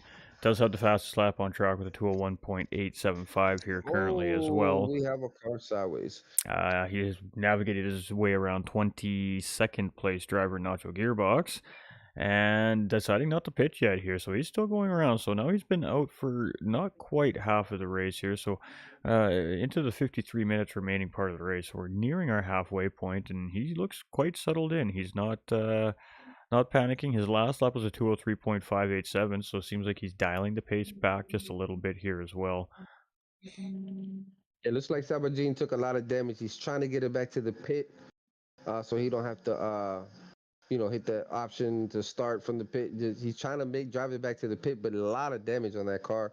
It's in the grass right now. He's trying to keep it on the grass, and the car is just total. I mean, it is pretty bad. Oh, he cannot do. Oh, Jesus. And we got a big pack coming up the Conrad straight of 5 cars here right now. Led by Rig Pig. We got Dig Down 25th, Delta in 31st, Butler Racing in 8th place. So Butler Racing having a good recovery there after that little bit of incident as well. Now sitting up in 8th place as well, but still owes a pit stop here. So we'll see how that places him once he decides to take that. Ooh, a little bit of a mistake made by Digda there. Almost went too wide. And there they are going around Sabajin right now. So he just pulls off the racetrack. He's really just trying not to interfere with these guys' race. And he just wants to get that thing into pit lane right now. He's destroying the signage on the racetrack, trying to avoid these racers coming through. And, that's the smartest thing to do right now. I mean, he's only in 16th place right now, but the car's beyond drivable where you can cause an issue right now, cause a major catastrophe on the track. So the best thing to do right now is do what he did, drive it in there and just wait and get it in there. But yeah, the car's pretty bad. It definitely looked like he was having a hard time keeping that thing in a straight line. Definitely had some severe front end suspension damage on that race car. We got Barr here in 26. He's in the Aston Martin here as well. So we got a couple of Astons in the grid here tonight. And of course, the other one being driven by Butler Racing, who again, like I said, has moved his way back up into 8th place here. So up inside that top 10. Yeah, we got Gilo right now in second, so he still has a pit stop requirement to go, but definitely pretty good debut if he didn't race last week. So Gilo is Lijo is running pretty good He had tonight. Lilo race last week. I think he had a pretty good result as He well. I think it did. was a top 10 finish here for him last week as well, if I'm not mistaken. So, ooh, big hit right there by Delta Mike in front of Cerebros, and managed. Delta Mike does a great job of keeping that McLaren from collecting up Cerebros there. Wow, what a hit that was, and hopefully that driver's okay. That car has, that car may be worse damage than Sabajian's car right there. Wow. That was a big hit right there. Unfortunately, as he came around into McPhillamy Park area there and just tagged the wall, and it was a big hit. So, bar none, ladies and gentlemen, don't need to worry at home. The safety features inside these GT3 racing cars are super advanced, and these drivers walk away from some pretty amazing wrecks throughout the season, throughout the years. So, huge thanks to the engineers that continue to work hard on the safety of our race car drivers, and the tracks that Absolutely, continue to man. work on the safety of the racetrack to make sure that the cars are, dissipating momentum and energy as much as possible. So when they do get into these barriers, they just take less impact. Yeah, let the car take all the damage, man. The driver's cages in there, they're pretty good. So yeah, those guys, those pit crew team and crew chiefs, man, they ensure the safety of their drivers, man, in and out of that car every day, every week, man. So so far we haven't seen no brutal incidents of any cars flipping or anything like that yet. So hopefully we don't see any of that. Makes for good racing. Looks like Pig is gonna go into the. Did he have a stop and go? Cause he just. I'm not sure, but I'm just keeping an eye on our 15th, 17th, and 18th place drivers here now. Vic, who's in 15th place, just got around Franz, who is a blue flag car. Franz was trying to keep Vic in front of him because he has 18th place driver Daughtry closing in hard here, and it is nose to tail now. I mean, Vic has closed him up, so Vic Daughtry, that is, in behind Franz right now, and this is a very active battle for 17th and 18th position. Here's Ferrari versus BMW, and boy, the server does not like me today, chat. What can I say? They keep kicking you out. Yeah. Oh man. It's all right. Oh I think it's man. just because it's a super busy lobby, right? There's a lot going on in the I'm lobby. I thinking think too, it's maybe two spectator slots. So we're actually going to be increasing our just like we have a consistent grid for this series, being that we have pretty good incentives on the line here. With a first place overall gets a $75 PSN card. Second place gets a $50 PSN card, and third place gets a $25 PSN card. All digital cards. So the prizes are worth competing for. So. Uh, definitely going to be a busy server moving forward. all So right. I'm thinking we're going to probably have to up these slots up to like 40 or so for these guys, man. Because Let's get back to that it's battle chat, hey? Yeah, all right, we're yes, back sir. in. So thankfully, our production crew here is handling our technical difficulties very quickly here today. So there is that. That is a huge plus. We're back on track here again. We do apologize, ladies and gentlemen. It happens, but thanks to Choco for keeping us going here while we were getting that Yes, sir. feedback Yes, up. sir. But Daughtry and Franz here definitely having a good fight here. Now, Daughtry just losing a little bit of touch with that BMW here right now, but there's still 47 minutes left in this race. Daughtry has cleared his pit stop, however, the BMW in 17th has not yet. So obviously, we're not sure if the Ferrari driver is aware of that situation or not. It's hard to say what the crew is relaying for information to that driver, but definitely chasing that BMW down here. But the BMW is doing a good job of responding here, opening the gap back up right now on that Ferrari, and nothing brewing quite at the moment here between those two anyways. So we'll continue to look through the field and see what we can find happening here. We have a little bit of a tense moment coming from Rock Lee there, and it looks like he is really on the edge with that McLaren here today. Maybe the setup just a little bit off here for the racetrack today. Well, Rigo and Ernie have also cleared their pit stop requirements, so they exited the pits now, and they're currently running 9th and 10th from 3rd and 4th. So not a bad strategy there. Got Cletus here. He's sitting in 12th place, also clearing that pit stop. So I think it's probably quite recently we've seen that pit stop cleared, it looks like, as he was doing quite well up in the front end of the pack there as well. So we're seeing our front runners ending up in about that top 10 spot here right now with these pit stops. So it's going to be interesting to see where JP comes out. And we got the Damn Cat going for a ride coming into the chase in behind Fluka here. And boy, I mean, that was a prime example of why we have these huge gravel pits here off the edge of these high-speed sectors here at Mount Panorama, because the energy that sand trap dissipated from that Mercedes going through there at 170 plus miles an hour kept that car out of the wall. Did he doing his job out there on the edge of the track, that's for sure. Definitely, man. That's thankfully for that, man, because that definitely would have disintegrated that Mercedes, Oh man. yeah, that was a Such ride. a front engine impact right there, Jesus. So we do have Fluka now up in a third place here. We got Matt Lidl currently sitting in second place, JP in first. All three of those drivers owing a pit stop. Fourth place driver called me CJ, pardon me, having a great run here as well. Also owing a pit stop here. So our top McCrank in fifth place, also still owing a pit stop. So our top five for sure still owe that mandatory pit stop here. And we'll have to see if their gaps are big enough to manage that pit stop. I'm not sure what the length of the stop is here. I would assume it's about a 30-second stop at least. And of course, it depends if you're doing any damage repairs or fuel or tires. It all depends on what your pit stop entails.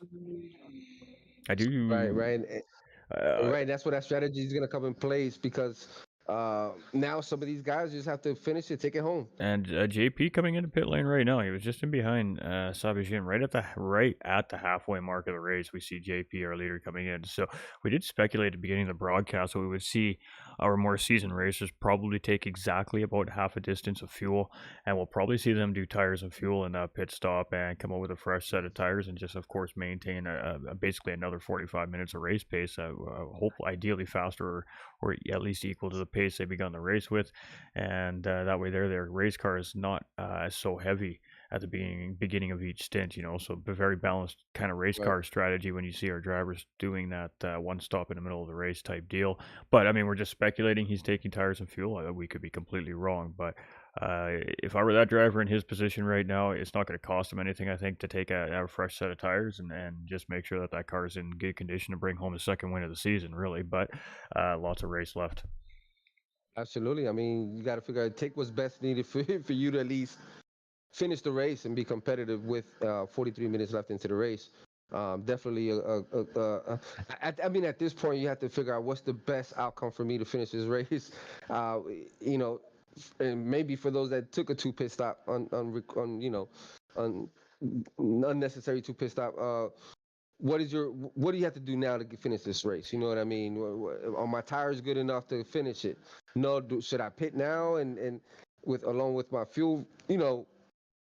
Should I add two things instead of one based on how my tires feel? It look like Rig Pig right now spun out. Ooh, there we go. Our leader right now, currently Matt Lilo, making a mistake coming through the cutting, getting into the wall. Now Fluke is 5 seconds in behind, and JP, after his pit stop, only come out 10 seconds in behind our current race leader as well, being noted. So with that being said, if I'm a crew chief right now for Matt Lilo, especially after that wall contact or Fluka, I am on the radio screaming, "You need to come in, box, right now." Box it now. The gap that's not a big gap. That means you need to get in the pit lane, get your pit lop served, and get back out on track to try and close the gap that he is going to regain now. You don't want to let him start catching up. You got to do it now. I mean, this is just smart racing strategy right there for our two leaders here currently. If they want to have a potential shot at having something for him at the end of the race here. Mm-hmm. Absolutely. I mean, right now you can't take any chances with JP. So at this point, you have to give it everything you get. You have to bring your A game, especially if the gap has been reduced, like you stated. Give it everything now. Now everything's on the table. Just let it all out. Like you said, pit it. Let's go. So right now, even though Rig Pig spun out, he still maintains that 13th and running pretty good. So he's had a good race today in the mountain. All right, so Matt Lilo, even after making contact in the cutting area, there is still opting to stay out on the track here. So I don't know if that is necessarily the best strategy here. It looks like Fluke took our advice there and jumped right into pit lane, and in my opinion, that is definitely the right call right there. Knowing that Left, yeah. JP's coming out in behind you only 5 seconds after pitting in the lead, you know he has a comfortable gap. And as we see JP coming around hill corner right there, just as the camera starts to change angles up the mountain straight, following our race leader here. So I mean, 8.8 seconds is that gap. By the end of this lap, at the pace that JP is running compared to Matt Lilo right now, we're going to see that gap down to 7 or under by the end of this lap if Matt Lilo chooses not to pit. So I mean, within 5 or 6 laps, JP is going to catch back up to our race leader here and pass him, and that's not what he wants to see here as he still owes a pit stop. So it really needs to start thinking about ultimately when that pit strategy is best to happen, and I think he's already kind of missed that best opportunity window. So we'll see how much longer he opts to stay out on track. Let's see how it works out for him. We could be completely wrong. Absolutely, absolutely. And Johnny is now up to 10th place, and only 10 seconds separate him and McCrank, who's in 9th. But again, McCrank has also cleared his pit stop. So these boys, all they got to do is bring it home, in my opinion. But Johnny has made up a lot of ground successfully, and looks like he, with the time left on the track, man, it's hard to say where he's gonna finish, man. We got It really does. Daughtry here now up into 16th place, so he's picked up a couple of spots since we last checked on this driver. His barrels picked up some. And about 8.2 seconds in behind Rock Lee here currently right now for the next position ahead in 15th. Actually, Rock Lee and Vic were just battling it out there for 14th to 15th position, it looks like.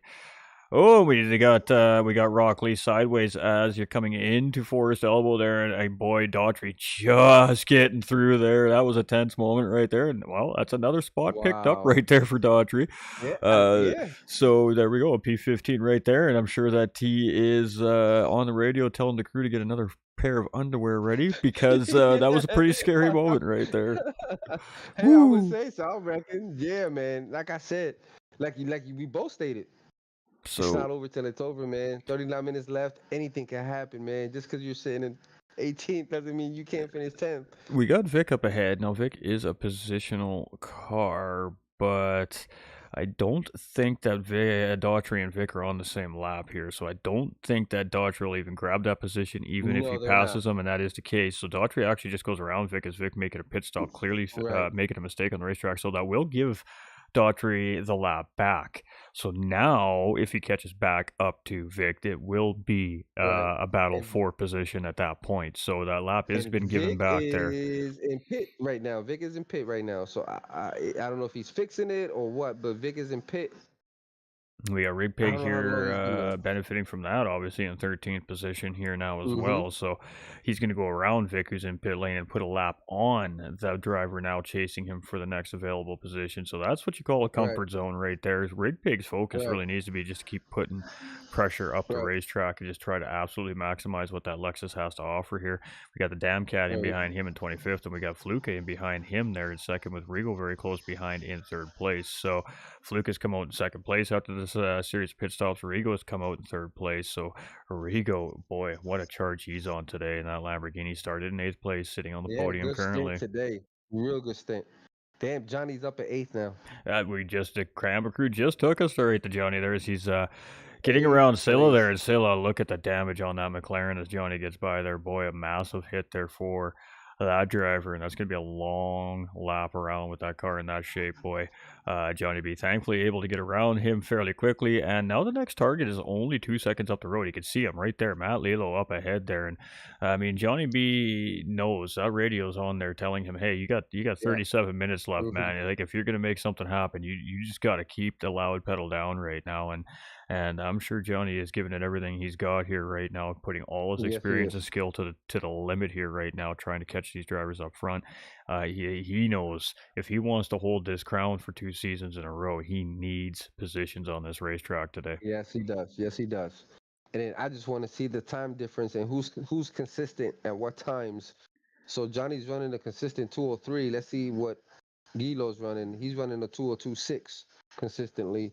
So Johnny's gonna have to really push it to catch up to Gilo because Gilo's running Well, a I couple mean, tenths faster. he's closed up about 3/4 of a second here just Yes. on this lap right now, Johnny B. So I mean, Yeah, Johnny I've B seen it. is definitely on a tear here right now. There's cars just up ahead of him, and one of them Yes. is positional car as well. So Yes. Johnny,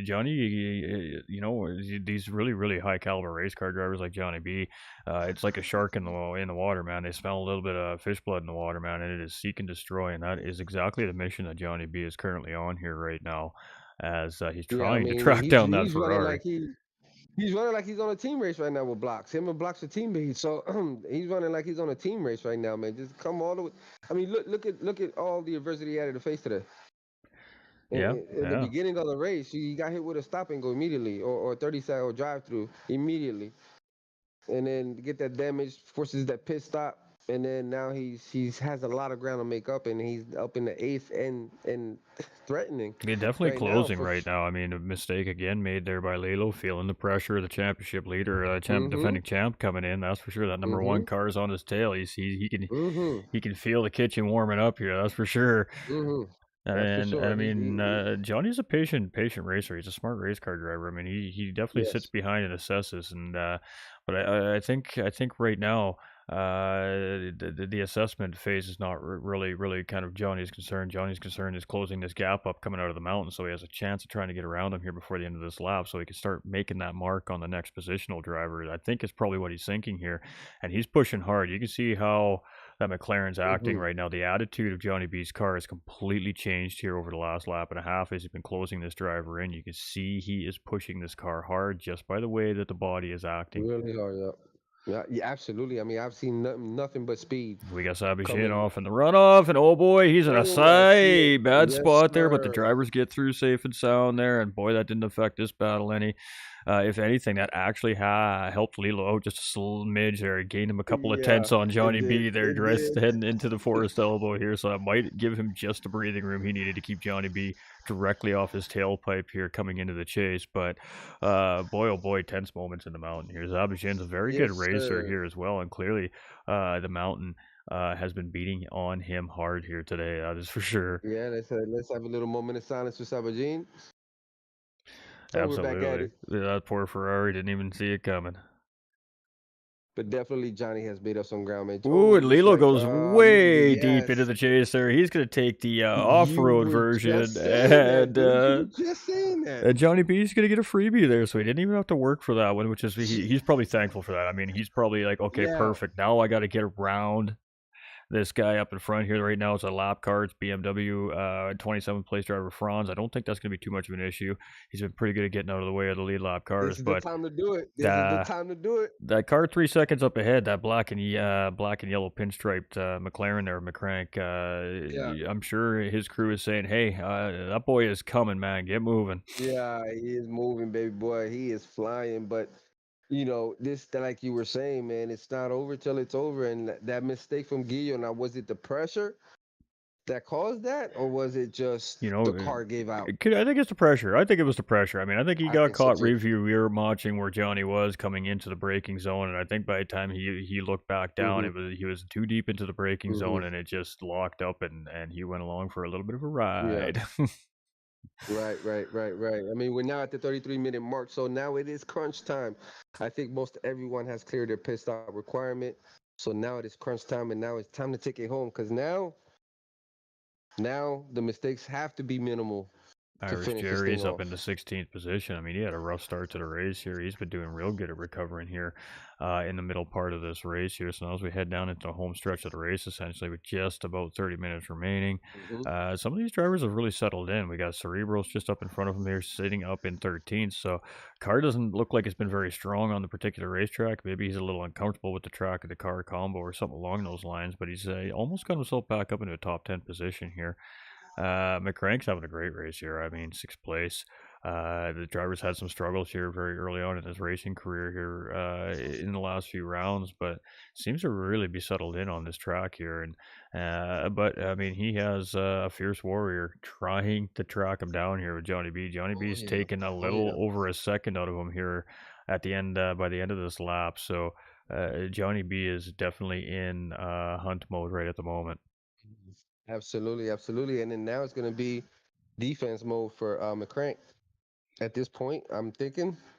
We got Bernie up in fifth. I mean, he's only got 4 seconds on the crank. I mean, Call Me CJ is Mm-hmm. only a second ahead of Bernie. I mean, Johnny Yep. has potential positions here, definitely to A gain, lot, a and lot. with time on the clock here as well. So, boy, it is race on. It's race on. This front 5, 6, 7, 8 is going to be definitely where we're going to want to be keeping our eyes on here. I think for the majority part of this 30 minutes, I think we're going to see some Mm-hmm. pretty good action out of those group, but that's not going to take away from the back of the pack here. We got some cars coming out of pit lane there. Looked like Guardian was coming out of pit lane there. Racing Hobo up in the 25th place here. He's got Tango 2 up in front of him, who's in 23rd position there as well. And Tango 2 always has great pace. The poor guy just seems to have an addiction with Barry R. He just he always seems to have those moments on the track, and then it just sets him back, and then he just seems to have to be crawling back all the time. But man, he's out every week Yeah, giving his paces, and we love to see it. So. Ooh, there we definitely, go. We man. got a big Always. pile up in the mountain here, and we're talking about the leaders here piled up into the mountain here right now as well. I'm not sure who is all involved in that, but Call Me CJ definitely has front end damage. Bernie's actually going to grab fourth place because of whatever happened on the track there. Johnny B's in seventh. We got the crank in sixth, and now we got Call Me CJ in fifth. Or Bernie has grabbed a fourth place there, and that car is certainly damaged there in Wow. fifth place. So I think it was a mistake made by Call Me CJ. I think he just nosed into the wall there a little bit, and I think a little bit of contact was made, collection contact was made by Bernie, but managed still to get around. So that definitely could have been a lot worse than it ended up being, thankfully. But definitely hurting Call Me CJ a little bit there. And good for Rigo. I mean, that's 11-second gap now, so 10 seconds to the fourth place driver from the podium at the Somebody moment. went off track there. Somebody went off track. Johnny made McCrank went off track. Johnny's up in six now. So Boy, he is and now chasing. Johnny scaring the living daylights out of these drivers here heading into the chase Yeah. today. I don't know what is going on, man, but that's two Yep. laps in a row where Johnny's been applying some pressure, and the driver's blowing that braking point going into the chase. So, Yep. uh, Oh, and now he sends Ernie off. Now he sends Call Me CJ. Oh wow. Call Me Okay. CJ definitely. I mean, I think he's feeling out that car still. He just took that hit too, right? He's probably assessing where that car is at right now, and Johnny's about to pass him on the inside. yeah, I don't think he's gonna fight Johnny too much here on this one. Nah. I think he's just gonna try and give Johnny the space.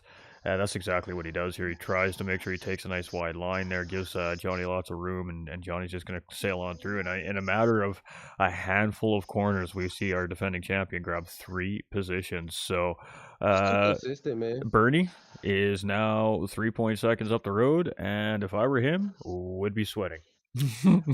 Yeah. Yeah. I mean, Johnny's too focused right now. He wants that minimum P3 with the time spent in the pit. And he definitely want that P3, and he's chasing it right now. Again, the only thing Ernie's gonna be able to do is defend this. Somebody's there sideways on the track there. I'm not Boy, we sure who just had that is. another braking sign completely demolished here by I I saw think that. that was Was there Nacho somebody? Gearbox there that went through that one. Oh Lord, Nacho got some. Nacho Yeah. got some. No dip left. So the drivers are putting some hate out on our advertising signs here on the Yeah. racetrack today. That's for sure. We're not sure what's going on there, but Needham's and the Sky McLaren having a good race here. Been very quiet. We haven't seen actually the production crew has kind of been keeping away from this car for some reason. But man, having a good race. I mean, Yeah. Needham started somewhere back in the 20th plus range and up in the top 10 here right now. Butler Racing in ninth place, 7 seconds up the road. So another notable mention: Butler Racing up into the top 10 here as well today, starting from 16th. So And I want to give a big shout out, Ghost, if I may, to all our viewers that are watching today. I'm watching right now. We want to give you guys a big shout out. Please make sure you like and subscribe our channels. Hit that thumbs up. It helps both channels out. And we appreciate all you guys tuning in every Sunday as Ghost brings you guys this great broadcasting and great racing oh boy, that we strive to keep. I don't know. Johnny B is on another planet right now. I mean, he just destroyed that 2 second gap between himself and Bernie here in fifth Ernie, and fourth place. I mean, that gap is half a second. wow. Oh, we got Rig Pig spun around there in turn 3 as well. The 2 drivers coming up behind are going to have to be very aware of that, as he is on that inside racing line there. Oh, I see him there. I see him there. And it looks like And they made it through there safe and sound. But again, tense moments in Johnny B. We got Rock Lee around Ernie hits the now. wall. Wow. Ernie hits the wall. So Ernie has definitely got a lot of damage on that car. Jeez. Boy, A it lot of damage. is chaos right now on the mountain. The cars are starting to break down. The tires are starting to break down on these racing cars. The attention span of the So we drivers have a is white starting to flag. White fade. flag. There's a lot of things happening behind the wheel of these racing cars right now, and it's definitely creating some tough times on the racetrack for some of these drivers. But that's what makes this race so great at Bathurst. You just never know what's gonna happen. You just never know. Man, that McLaren is tostado, man. It's like he's gonna try to drive it back. So Hopefully, it doesn't cause any issues. we've got JP now around ninth place driver Butler Racing. So there's only 8 cars officially on the lead lap here at this point now in this race nearing the end. We still got 26 minutes remaining. So JP is on a mission right now. I got to tell you. Yeah, Does anybody really is anybody gonna have an answer for this driver this season? Really is my biggest question very early on in the season here because if he gets away even by a couple of seconds, it seems like that's it, man. He is just checking out. Ernie. I don't know why Ernie's trying to go down this mountain with other cars coming down, and he's so damaged. Ooh, JP almost getting collected right there by Sila. Sila getting into the wall there.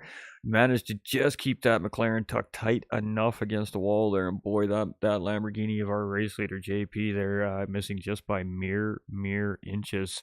Wow. Boy, that could have been a whole game changer right there for this race. And that's what we said, chat. You just never know what's going to happen on the mountain. No, you never know. Especially with 33 cars on the track. We're down to 30. We have 3 cars now in behind pit wall here. That is unfortunate for those drivers, but we are still sitting on 30 of these GT3 cars on the grid here with 25 minutes remaining. So that is very impressive, and GG's to every one of these drivers. Definitely. Johnny back up now to fourth with a 10-second gap for him in third. So he definitely wants that P3 minimum. But he can get that. It doesn't matter because second and third is only 10-second gap, and those two are battling. We So got Johnny's Bart chasing. in pit lane here in 21st, and boy, that car has seen better days. So getting some repairs done there. We got Cerebros up into P12 now. Slow, silent, doing his thing, not causing a ruckus here on the racetrack. And boy, this driver just continues to nurse his way right up in towards the top 10. I will when I come back, says Brandon. There we go. Bloxham's going to come and challenge JP when he comes back, he says. That's what we like to hear. The only thing I see with a Resboros, he's not cleared that pit stop requirement yet, so he might wait to the last minute. Got Jill, our racer here. We haven't talked too much about this driver here today either. But again, the production team just kind of just nothing happening there. Just an uneventful race, I guess, for this driver so far. By sitting in 16th place here, having a pretty good race as well. Currently sitting in behind 14th place driver Daughtry right now, so trying to get that lap back from that driver. Franz here in 24th as he comes out of pit lane. He's got Irish Jerry in behind. And Nacho Gearbox coming around Hell Corner there as well in 18th position. So even though some of these drivers have had a really rough day, they're still up in the top 20. So Bouncing back, yeah. Perseverance. It's all about that perseverance. Yes, sir. Mike, I mean, he has had a tough race tonight. We know he's had a tough race here tonight. He's been doing a great job of getting out of the way of the race leaders. He's been had his struggles here on the race, but he's still got this thing on the track, and he's in 23rd here as well. So you just got to keep going. You just don't know. You just never know. All right, so Fluka here is in second. We got Rigo in third, and we've got JP just doing JP things in that Lamborghini right now, up in first place, just rolling away with this race here at the moment. But Johnny B, he is tracking. Rigo was 10 seconds. He's got it just about down to 9. 23 minutes remaining. There's definitely time on the clock for Johnny B, but now he's chasing drivers down that have fairly similar pace, and that is now where the challenge begins for Johnny B.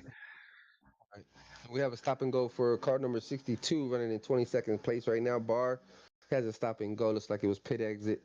So he'll have to clear that as well before the race is over. I think he'll give you 3 laps. And boy, oh lordy! So GLR was running 10th, running really well. Hit the curb, sent him airborne right into the wall head on. Oh my. Oh my. The mechanics are going to be busy post race here tonight. Oh my goodness. Well, hope they're on the phone. Hope they got those new body kits on order and heading to the next racetrack, because some of these cars are going to need a little makeover before next week's round. Looks like his team came and picked up the vehicle and put him back into the pit stop paddock, because he is now sitting in pit stop getting those repairs done, man. I mean, that was brutal. Brutal airborne shot. So we got Fluka and Rigo here. I mean, they're basically a car length separating these two. They have been for 2 or 3 laps here now. We just come in sitting here chilling with these two drivers here, and I think that they're quite aware that Johnny B is really charging up the field here right now, and I don't think that Rigo is really choosing to battle with Fluka here right now. He hasn't really made any intent to try and make a move or gain position on Fluka here. So I think these two are very well aware that Johnny B is tracking. And I think right now these two are trying to just maintain pace together and trying to keep the gap from our defending champion here as he's chasing down. But I mean, he took another 2 seconds out of them there that last lap. So I mean, that's a good battle for fifth right now between three. it's going to be interesting to see over the next couple laps. Johnny, at the pace he's at, should be within about 2.5 to 3 seconds of those two drivers. If they start battling, that gap is going to, of course, close much quicker. Yeah, that battle between fifth, sixth, and seventh. Yeah, we're just jumping on Dino board and here. McCrank. With this Man, battle, and this is active. I mean, we are swapping positions and making intent and looking too wide going up into the mountain here. So this is definitely an active battle here. Now, I mean, Matt Lilo is probably a little frustrated. He's probably a little antsy right now. He had great racing position. He's made some mistakes. It cost him some racing position, and now he's involved in this active battle, and he just wants to try and get that position ahead. But he has McCrank, who again has out of the 3 racing cars, that 7th place car looks like it's in the best condition. Oh, we got a big slide there. Oh boy, he gathers that car up, and oh, there it is, left side wall for Colby CJ, and that's it for that battle. He almost kept that car underneath of him. Matt Lilo is going to move ahead through in 5th. McCrank's going to benefit there. Doesn't get collected up in that. He's going to move up into 6th place, and Colby CJ is, looking like he's probably going to be making a pit stop here once he gets around. Number 62 clearing their stop and go penalty there as well from race control. Daughtry here in 14th place, and he's got Barr and GLR Racer in behind him there, and no immediate positional battles up in front. So right now, it's just bring this thing home here for him and get a decent start to his season here. We got Vic up into 13th. Like Johnny's trying to catch third. Johnny trying to catch third, but like you said, those two guys in front of him are racing similar times, and there's still a 5-second gap between them two. So quite a challenge for Johnny moving forward here. The last 19 minutes left. It's already 19 minutes left. I don't know. At the pace of this here, I think before the 5-minute mark, I think Johnny's pressing on these two. I really do. He continues to he's not maintaining pace. He continues to take a tenth every corner out of these guys. It seems like here right now. So I think Fluka and Rigo need to be very, very well aware of what's happening here. And ultimately, our second place driver, Fluka, is definitely going to be hoping that Rigo is going to do some defensive work there and hold Johnny B back a little bit, and then ultimately, of course, help Fluka gain a gap on both those drivers. But I guess we'll see what happens if these three get together. I mean, there's still plenty of time there, Ghost, like you said, man. It's only 18 minutes for this type of driver. That's plenty of time. And he has severely closed the gap because now it's only 4.6 between him and Rigo. I mean, we still got a good active chase between McCrank and Lilo here as well. I was second, only separating those two right now. Bernie's still sitting here in 10th place. Oh boy, we got Daughtry going for a ride coming up Conrad Straight there, and he's eating a little bit of wall there. As he's coming out of the grass there, so not sure what happened to him there, but boy, oh boy, tense moments here on the racetrack, right to the checkered flag here. It looks like racing Hobo in 26th. Not a whole lot happening except for those couple key battles really up in the front of the pack here right now. Here's why I'm telling you this is very crucial for Johnny, and this is why Johnny's really, really, really pushing, is because right now the standings has him in second. JP in first, him in second, and Fluka in third. Now, see where Fluka's at. See where JP's at. Well, we just had a blue flag car kind of come into play here, right coming into the chase in Auto Gearbox. So that had actually slowed Fluka and Rigo down a little bit, having to navigate around that driver. So that's actually... now I see he's caught him. Johnny B has closed that gap up quite significantly because of that. He's caught him. He sees him up there. He's even flashing Nacho. He's like, yo, hey. Before we start this turn, get out the way. You're on the wrong line. You're in the wrong line. He's doing some ludicrous on him. Get out the way. There we go. And Johnny B, But of course he does that. yeah, But he does. boy, there. I He mean, does that. the gap is under 2 seconds here now. It's Insane.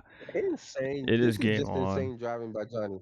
This is insane racing by Johnny. That's all I gotta say. That's all I gotta say.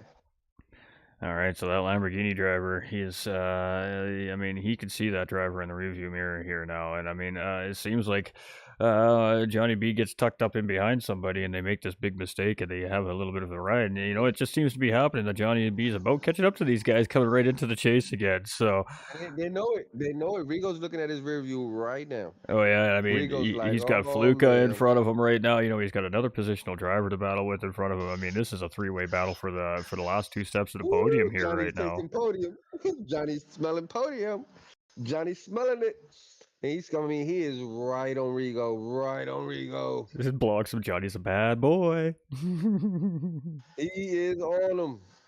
Of course, Bloxham did school him up on his I do remember when Johnny came on board.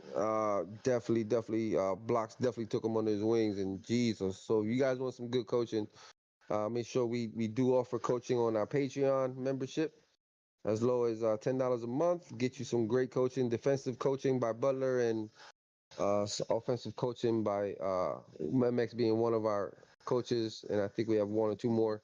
But definitely, Johnny has not been the same driver ever since. So here we go. A car length separating second to third, and about 2 car lengths separating third to fourth place here right now. Johnny How can you B get off of this? has tracked down about 30 seconds of time on these drivers in the last about 20 minutes of this race, and smelling a podium. So I mean, this is where the battle is right now, chat. There isn't a whole lot else happening on the track right now as far as positional battles go. No. So this is And where I mean, we are honestly, going to hang out here for a bit. And there we go. Rigo took a look there. I mean, the Rigo's like, okay, you know what? That's it, man. Johnny is here. I got to check out. So that slipstream. battle on. Here we go. You're looking for some clean air. We're diving side to side. It's official. It is. Question Here is, we who's go. gonna defend it here?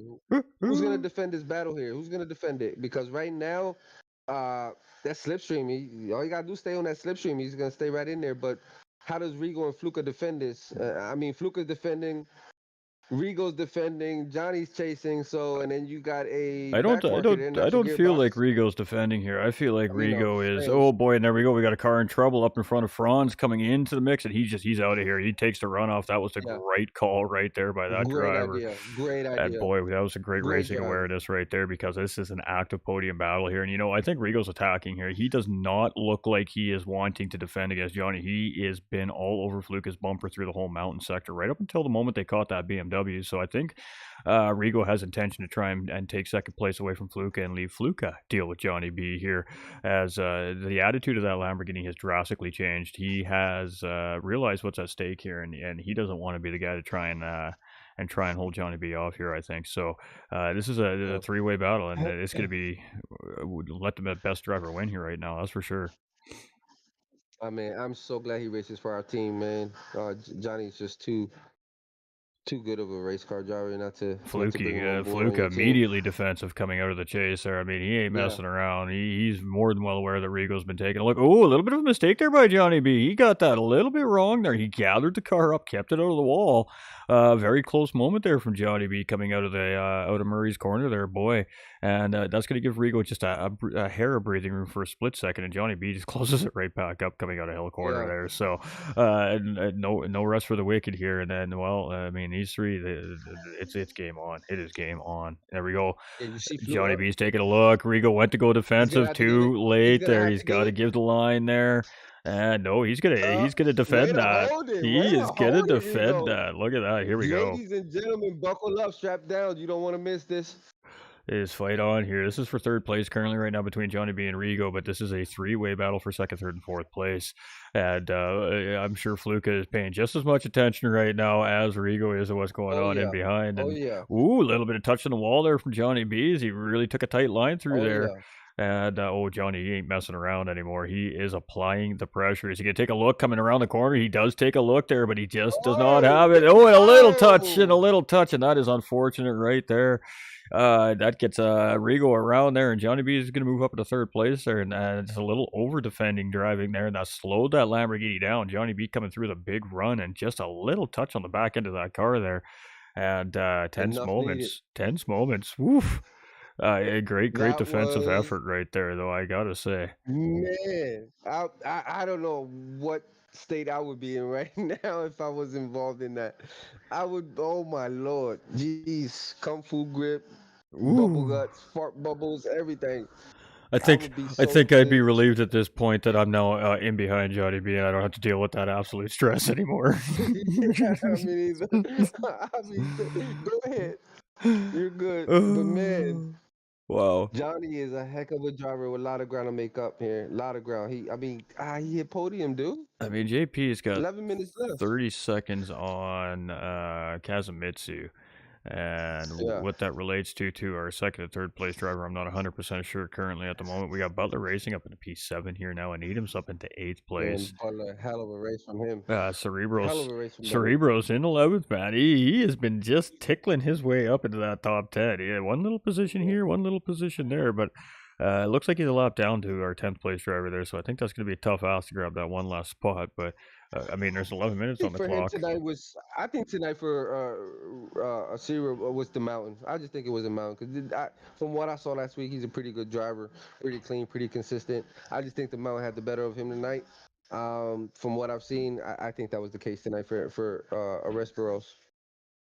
And again, he starts to clear that pit stop, so we'll see. He might do this on the last lap, before the last lap. I'm gonna leave this on the second place driver and leave you take this here for a second. I got something happening outside my back door I need to look at. No worries, no worries. So I'm still with Reese Bros here. Bars in 10th. Butler, yeah, made up a lot of ground in 7th here. From back there. So that's a good running from Butler there. I'm gonna go ahead and stay up here with the broadcast that he has going on, which is currently on Fluka. So we'll go to Fluka's in second right now. He's being chased by Johnny, man. This is oh, Fluka goes sideways. Hits the wall. Unfortunate for Fluka. And that also allows Rigo to make up that ground. And Rigo is now going to probably pass Fluka as well. So unfortunate for Fluka. Not sure what happened there, but Fluka definitely hit the wall. Again, when you're running that hard, that high for position, little bit of time left. Oh, Fluka's car is pretty damaged there. Pretty good there. Pretty good. Pretty good. Pretty good damage.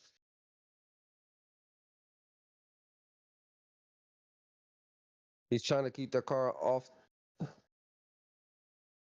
Trying to keep it. Oh my! What happened to Fluka here? Just as we take a step I away have here. no idea what happened. All I know is that when I turned the thing, he was on the wall. I'm not sure what happened. I don't know if there was any contact made. I'm not sure what happened.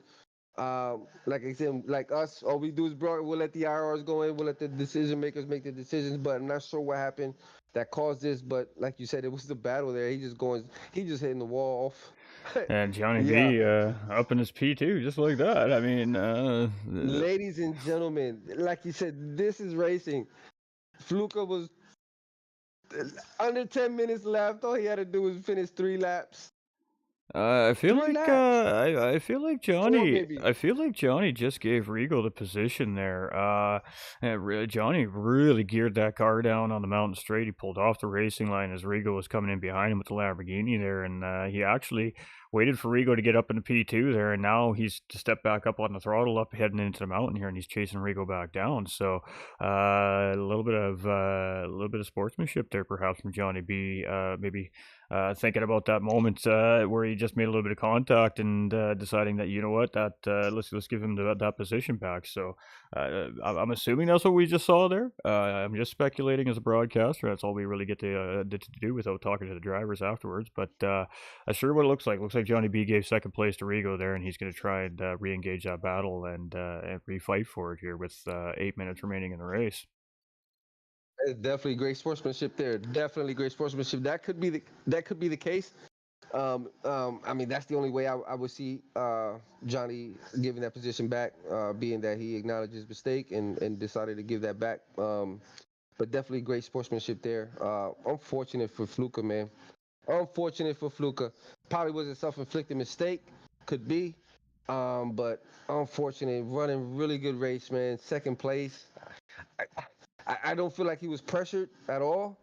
I just feel like, like again, I don't know what happened. It could have been self-inflicted. It Just could have been just a contact. slight lapse of judgment or concentration really is sometimes all it takes is we have McCrank Yeah, almost make yeah. the mistake coming out of the chase there and behind Nacho Gearbox there in fourth place. So I mean McCrank having a great race here up at the P4 here as well. I mean what we are seeing so far this season is we're seeing different names hitting the podium. We're not seeing the same three drivers week in and week out talking to us here in the box. I mean we're seeing some familiar faces, but we're starting to see some new drivers step onto the podium here too, and that's just gonna make the championship that much better as we rear through this Absolutely. 8-week season. Oh, why didn't Lilo get a drive-through?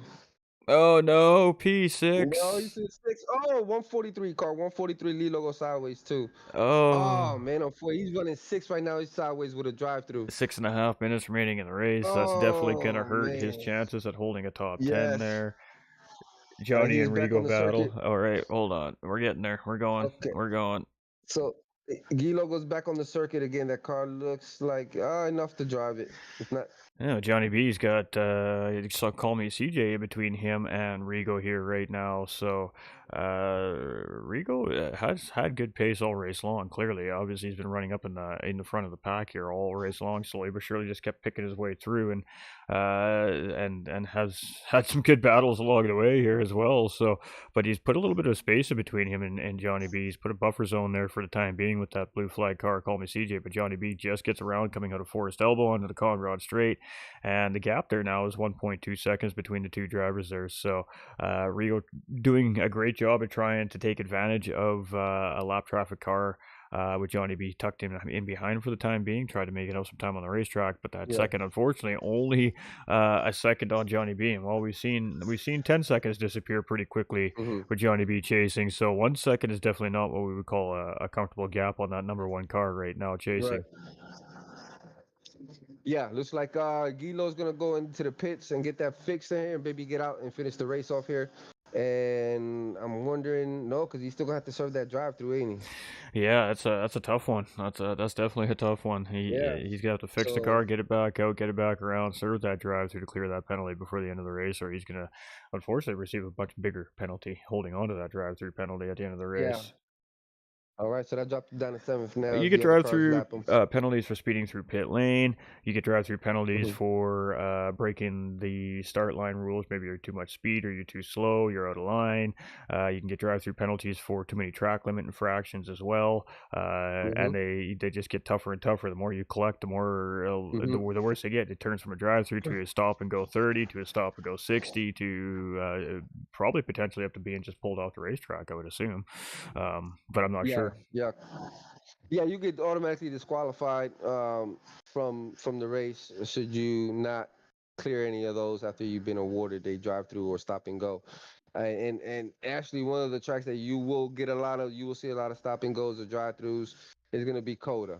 The track limits there are so brutal that you'll see a lot of drive throughs, a lot of more likely drive throughs and stop and goes because of the track limits and drivers. Just hard I can imagine a 30 grid track limit on Coda will be brutal. It's definitely going to be interesting. The drivers are definitely going to have to put their work in. That's for sure. Yeah. And I think we have Coda mid-season too. We have Coda this year. So Johnny B, slowly but surely Oh, chasing down Rigo here, but Rigo's proving to be a yeah, worthy opponent. Gilo tried to Gilo served the penalty but did not fix the car. So it looks like he's gonna try to go down the mountain and the next one go into the pit. Dropped him down to seventh. Ooh, and He's gonna a little oversteer snap coming from that Lamborghini hits Evo the wall 2 again. there from Rigo and Johnny B right on his tail here now. Johnny B being a lot more patient here now. It seems like in this chase here as the timer is obviously winding down. There's only 3 minutes left in the race. And they were going to see it move up the inside here. Nope, Johnny's just going to back down and just made it take a look there.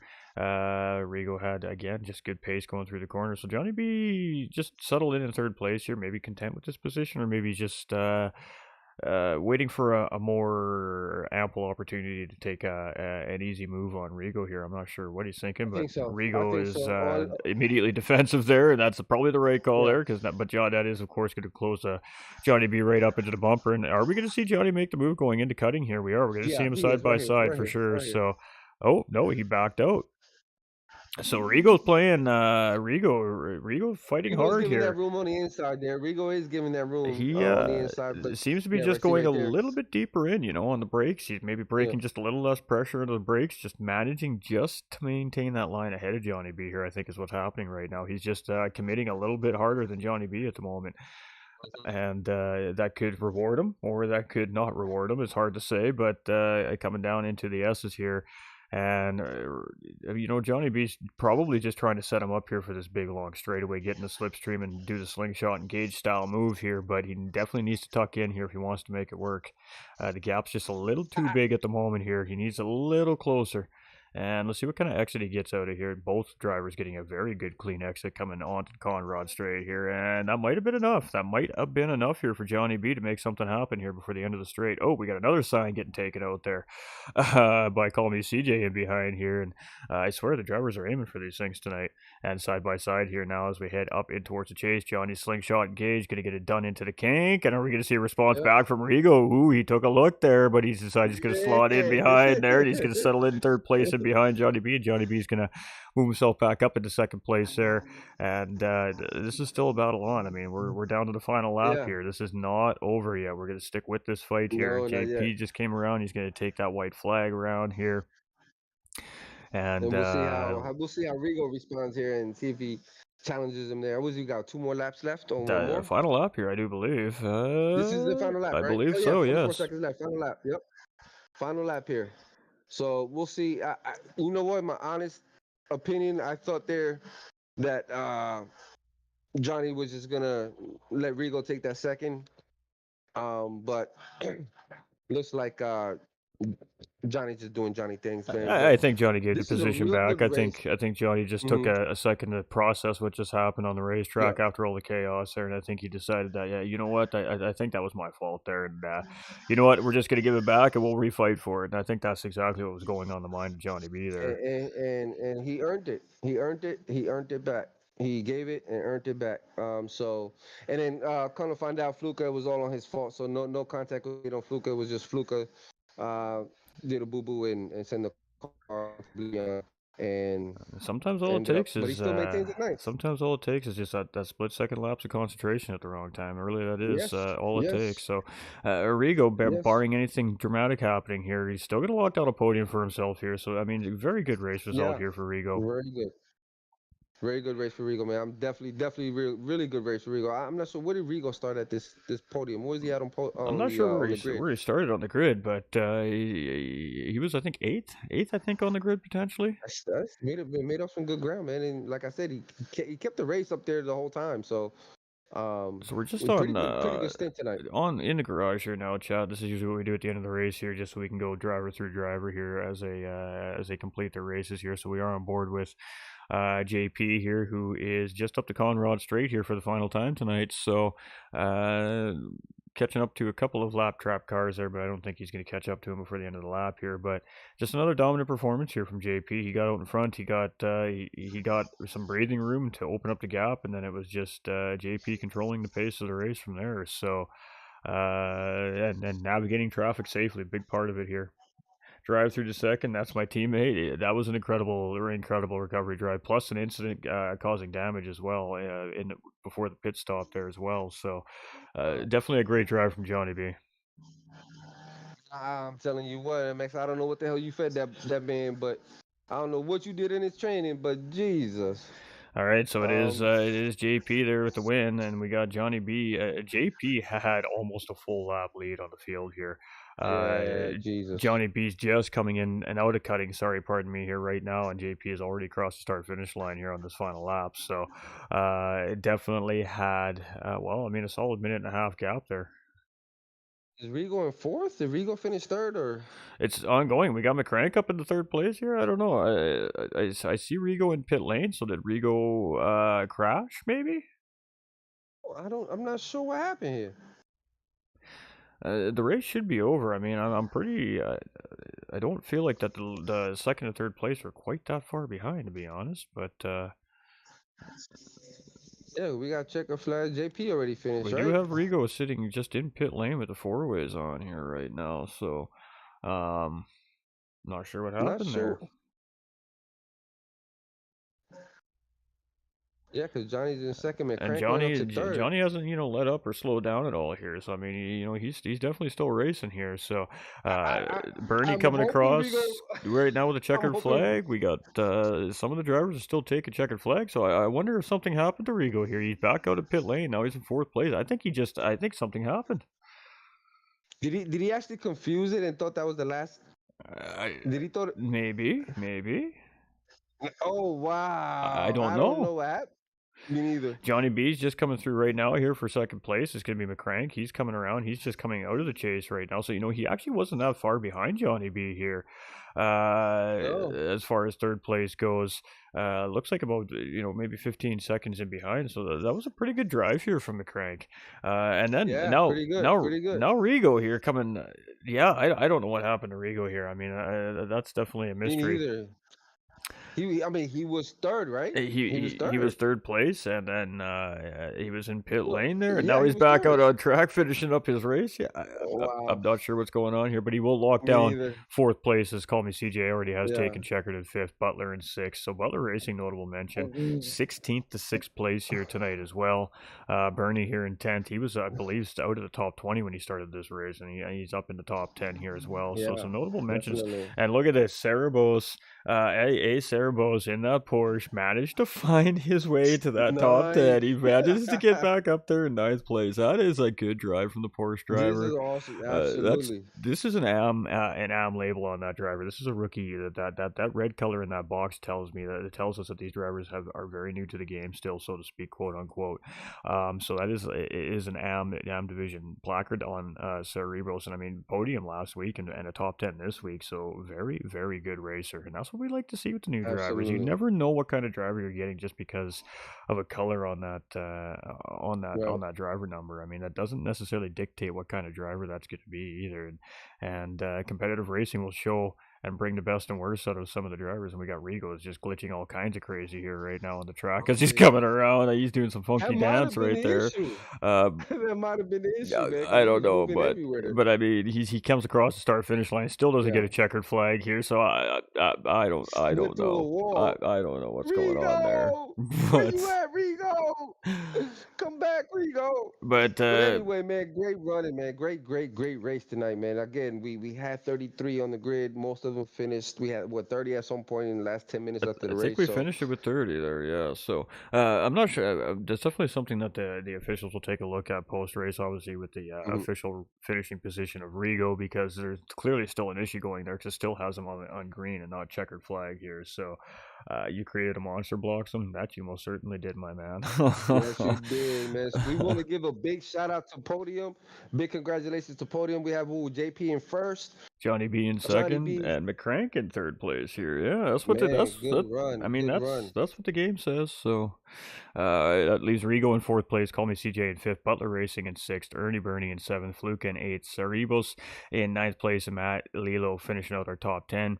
Moving through, and Needham's down there to 11th place. Kazimitsu comes through with a 12th place finish in his first race. Pretty good race for him. Vic in 13th. We got JLR Racer in 14th. Irish Jerry managing to finish 15th there after a little bit of a hectic start for him. Dig Dot in 16th place. Bar managing to get a P17 here as well. And we've seen that driver have his complications today. Zabashin up in the top 20 and 18th with complications. Franz we've seen have some complications today. Rock Lee Yeah. rounded out that top 22 as well with his complications. The damn cat's going to take 21st. Nacho Gearbox at 22nd. Daughtry's going to take 23rd. Sila in 24th. Rig Pig 25th. Racing Hope was going to rock it out in 26th. iMike in 27th. Guardian in 28th. Cletus in 29th. And I think we finished with 29 drivers. Tango 2 looked like it was retired behind the wall. Delta Mike, Rapid Duck, Joy Boy returns, also all behind the wall at some point here in the race. And that was a doozy. That was most certainly a doozy of a race right there, ladies and gentlemen. It was a heck of a race, man. I'm so glad I GG's was to the up here in the drivers. booth. I'm so glad you let me up here in the booth with you today, man. Got to see all the action from up here, man. I'm telling you, a lot of bumps on the wall this evening, a lot of bumping and grinding. But I'm telling you, most of the drivers did survive. For those that did survive and finish the race, congratulations to all of you. You survived the mountain. But man, But let's do we have we do. any podium We drivers? got our second place driver in here. We'll just give it a couple minutes here. JP usually pops in a couple minutes after Johnny B gets in, and I don't know. We may or may not see Mr. McCrank here, but definitely an interesting race finish here. I mean, really the last 30 minutes of the race was quite exciting, especially up in the front group there. Lots of battling happening there Oh yeah. in the top, really second through seventh place up points throughout this race, nearing the end. So, heck of a charge by our second place driver. Again, our first place driver just definitely the man to beat here so far early on this season. And again, a new face on the podium here with McCrank this week as well. So that is what it's all about. Yes, I man, I agree, man. And I say some outstanding driving tonight, man. But let's go ahead and bring in our one of our podium finishers tonight, second place, Johnny. If we can bring him on live right now, that'd be great. Oh yeah, no, go ahead, fire away. We'll let you kick things off here Johnny, tonight. welcome, and congratulations, Johnny, on the podium tonight, man. Way to come back from, man. Unfortunate the way your night started with that drive-through, man. Fill us in on that, and with your mind, your thought process was after you had that drive-through initially in the beginning of the race, man. Fill us in on your thought process once you initially got that drive-through, and you're like, oh crap. Oh, hey guys. That was wild. That was probably one of the more wild races I've ever done, and probably, that might be the best drive I've ever had, honestly. Um, Stupid at the beginning. I didn't even know I was out of position, to be honest. I don't know that I've ever had that happen. So I'm still a little confused on exactly what happened there, but obviously having to serve a drive through at the end of the first lap wasn't ideal. Um, and it dropped me right back into the traffic too. So it was like, kind of dodging a minefield as you went through the mountain and making sure nobody, was dead in the water in front of you. But yeah, I just kept pushing. I tried to utilize my strategy as best I could. Had somebody into the wall in towards the end of the mountain when you're coming down the downhill section, and I thought I got by them. They bounced off the wall, came into me, and I think I got a puncture or something. Car wouldn't even turn. Ended up being 35 seconds of damage I had to get fixed on my stop too. Came out in 11th, and after that, it was just keep plugging. I knew I had the pace if I could get in open air Wow. to at least start gaining ground, but that was a wild race. Oh wow. Oh wow, man. That was definitely a great outcome from you, man. Definitely, definitely. I mean, Ghost. We were talking about this the whole time, and your comeback.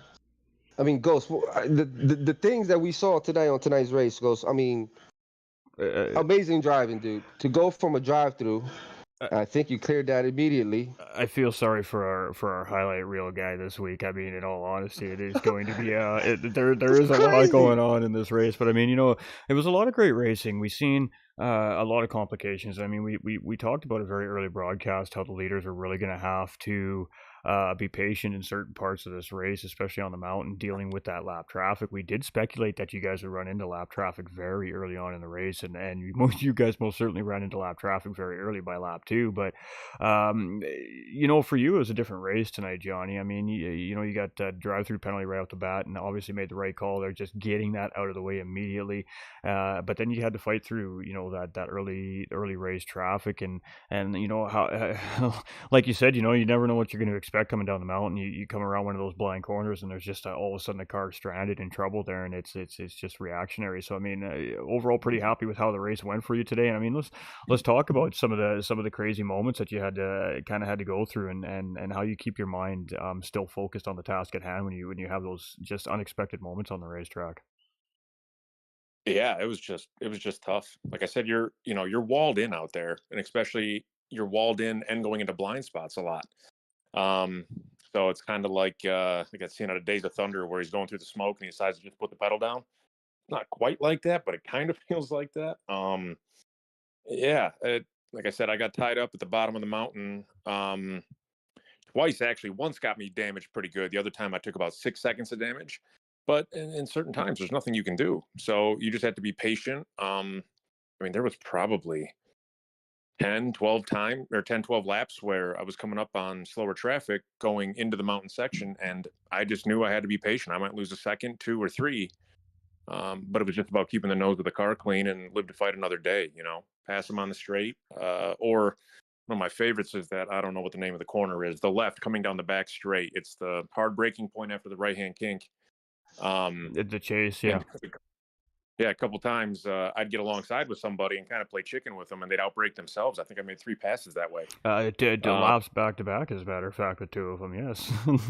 Yeah, and there was a wild point. I think coming into the final corner, maybe I don't know, halfway through the race, I was following 3 guys for position. I think it was like 7th, 8th, and 9th right there, and they all kind of had a bowling pin moment, took themselves out, and I went under and picked up 3 spots in one corner. Yeah, So yeah, that happened so fast. Like, I know Ghost stepped out the mic for a little bit out the booth, and next thing you know, he came back. He's like, well, how did he go from 6th to 3rd? And same thing with Fluka when Fluka had his little boo boo.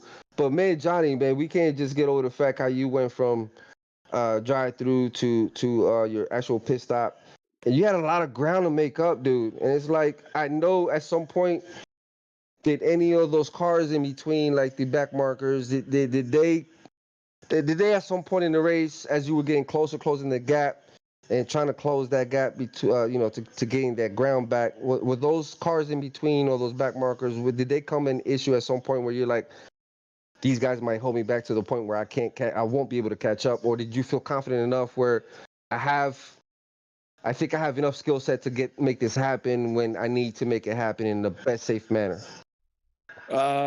At the beginning, after the drive-through, I thought if I could keep it clean, I had the pace to get back up to the front. JP had an outstanding drive. I mean, he was extremely fast.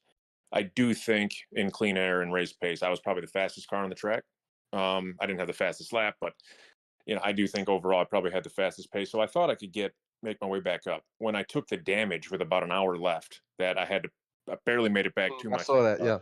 Barely made it back to my pit, and I had 30 seconds to fix. Then I didn't know what I was going to be able to do, making up some ground. And there were a couple times where it's like, if I get held up too much longer, I'm not going to be able to fight.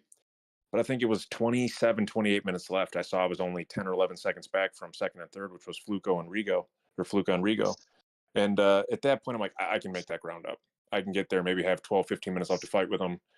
And then, unfortunately, I clipped Rigo on Skyline. Had kind of a little bit of like a desync issue. Mm-hmm. It was a little sketchy, or kind of his car was moving back and forth a little bit, so I didn't know how much distance I had, and it was less than I thought. So one thing I could do the end of the next lap or beginning of the next lap, I think I gave him that position back, and I wanted to race him fair for that spot. But yeah, I don't know. That was one of the most exciting, if not the most exciting race I've ever done. That was a lot of fun for a second place. Yeah, well, that definitely answered our question, Ghost. If we were wondering what the strategy was there when you let Rigo take that position back, so that definitely answered our question to us and the viewers. So viewers, there's your answer. Driver etiquette from Johnny B to give that position back to Rigo for that position there. So give it back, fight it back, earn it back. So that's exactly what he did. Johnny, man, Ghost, I don't know if you have any more questions, so we move on to JP. No. I mean, I just want to, on the note of sportsmanship, I just want to give another notable mention out there to Cerebros as well, because he did the same thing. He was the car that caused that 3-car pileup in the final corner that Johnny B got to take advantage of and ducked under there, forcing Butler Racing off the track. A little bit of an ambitious move there from him, and he realized he made a mistake there, and he much did the same thing as well. He just pulled off the track, gave those 2 drivers that position back, and then re-raced for it. And it rewarded for that sportsmanship with a top 10 finish for himself as well. So just a notable mention there for him as well. Absolutely, coming in with that red driver tag, meaning that he's a new driver, basically, is what that tells anybody who's looking at it, anyways. And he's had 2 really good race performances. And mistakes happen on the racetrack, and the best make mistakes, but it's how you handle those mistakes that really make you a true racer. And Johnny B and Cerebros here today really showing a class act on the racetrack, and just making sure that they want to do things right, whether they're right or wrong. They make that call on the racetrack. I just want to give them a little extra props for that. And any shout outs or any thank yous you'd like to throw to the viewers watching Johnny B as well? Oh, is he still with us? Oh, he might have missed. Sorry, muted myself, All right. folks. Nope. About that. Oh, no worries. If you got any No. shout outs or anything, your floor is yours, sir. Yeah, firstly, shout out to both of you. GT45 always being on the call. I can't wait to watch this back and see the action in Chaco for organizing this league and having it run so great all the time. And then shout out to everybody else in the league. I mean, it's a tough track. It's a lot of tough circumstances. I think people did the best they could. And it was just good fun. I tell you who I feel bad for, the stewards, because I imagine there's probably going to be 20 or 30 tickets put in. They're listening to you right now. That was an absolute blast, and I'm extremely happy with it. And thank you guys for being on the call, and I can't wait to watch it back here while I'm making myself some dinner. All right, well, cheers, and I Awesome, mean, awesome. great drive from you. I mean, driver of the day award. If there was a driver of the day award, it definitely, hands down, without a question of doubt, would belong to Johnny B here today, due to how his race started and how it unfolded and how it ended. From second to P24, back down into P like 16 or 17. 11th after his damaged pit stop, all the way back up into P2 by the end of the race. So, definitely a great drive from Johnny B. And well, hopefully we'll talk to you again next week. Thanks, guys. I appreciate it. All right, All right, Johnny, have a great night, man. And ladies and gentlemen, the man of the hour, our podium winner, our champion for the night, 2 wins in a row, 2 weeks in a row. JP, how you doing, boss? Great run tonight, great championship run, and a great win. Thanks, guys. Happy to be here. Was a tough race. I'm happy to have been keeping it. Man, you need to slow down, damn it. You need to slow down, man, because you too damn fast. I'm telling you, that grid, you just separated from the grid, bro. It's like you've been doing it now for 2 weeks now. So, what is it? The car that's feeling real good this season? What is it about it? Is it just the time you put it in, or is it the car? Is it just what is it about that this season in this car that's making you have a successful two stints so far at a good pace, at a good margin too? Yeah, I'm still learning about that Lamborghini, but it's coming out pretty well at the moment. I'm pretty comfortable with the car, and I think I'm finding a couple tenths here and there on every track each time I go. Yeah, I'm pretty happy with my driving. Also, I always want to put emphasis on the safety, and I think it pays off, especially here at a tough track like this. Absolutely. I mean, tough racing conditions. 33 drivers start this race tonight. It is the biggest grid, I think, on record here for this series on Sundays for sure. And I mean, what goes through your mind as a racer, whether you're in the front of the grid, the middle of the grid, or the back of the grid, I suppose, when you have 33 cars on a racetrack of this nature? What is going through your mind? What is the big thing rolling through your mind before the checkered flag, before the green flag, pardon me, drops? Yeah, really to concentrate on a good start. I knew Johnny B would like to have a good start. Unfortunately, he took a drive-through at the beginning. That was very shameful. I was waiting for a really good battle. He was like, yes. Yeah, and also I saw Rapid Duck and Cletus fall off also after a bit, so I was disappointed for them. But I know this track is difficult, and I'm sure they're gonna be back next time stronger. Absolutely. Yeah, go ahead, Chaco. Yeah. No, I mean, I thought it was great racing. I mean, it's been week in and week out, man. But at some point, did the back markers worry you at some point once you got like in between, like I say in the middle of the race? Once the grid started spreading out, you knew pretty much where the grid was at. Did the back markers, did you feel were going to play any effect on the car or on your pace or on your race at all as the race was progressing and drivers were getting slower at some point of the race? Yeah, I saw a couple of close calls for sure. I knew I had to slow down and give a lot of room on the mountain if I went on the back of somebody. So I knew I could. I have a good cushion on second place, so I was sure to not put too much pressure on anyone. and everyone was very clean. I saw a couple of crash though, and a couple of close calls. So, but overall, I think I managed good. So, and everyone was very well behaved, I would say. So, yeah, not much to say on that side. Apart from it's been no, everyone was good racing. So, good driving. You know, and there was one moment we caught near the end of the race. I think there was about 7 minutes, 45 seconds, something like that left on the clock. You were coming down through the S's. You had just come through the Dipper, heading into Forest Elbow, and I believe it was Call Me CJ got into the wall a little bit there in front of you. And when you came around that blind corner, I mean, it was a matter of even potentially millimeters that you just about clipped the right side of that car as he was kind of stranded off the line a little bit there. I mean, when those moments happen with it so near the end of the race, I mean, how do you get that heart rate to settle down just so you can kind of make sure you're not going to miss, that next breaking point coming up after that at the end of that long straight, of course. Yeah, yeah, I remember that one. That was yeah, my heartbeat went up for sure at this point. Yeah, I just try to concentrate on the next corner and keep my focus back after something like this for sure. But yeah, that one was a close one. Absolutely. And anything you'd like to add there, Choco?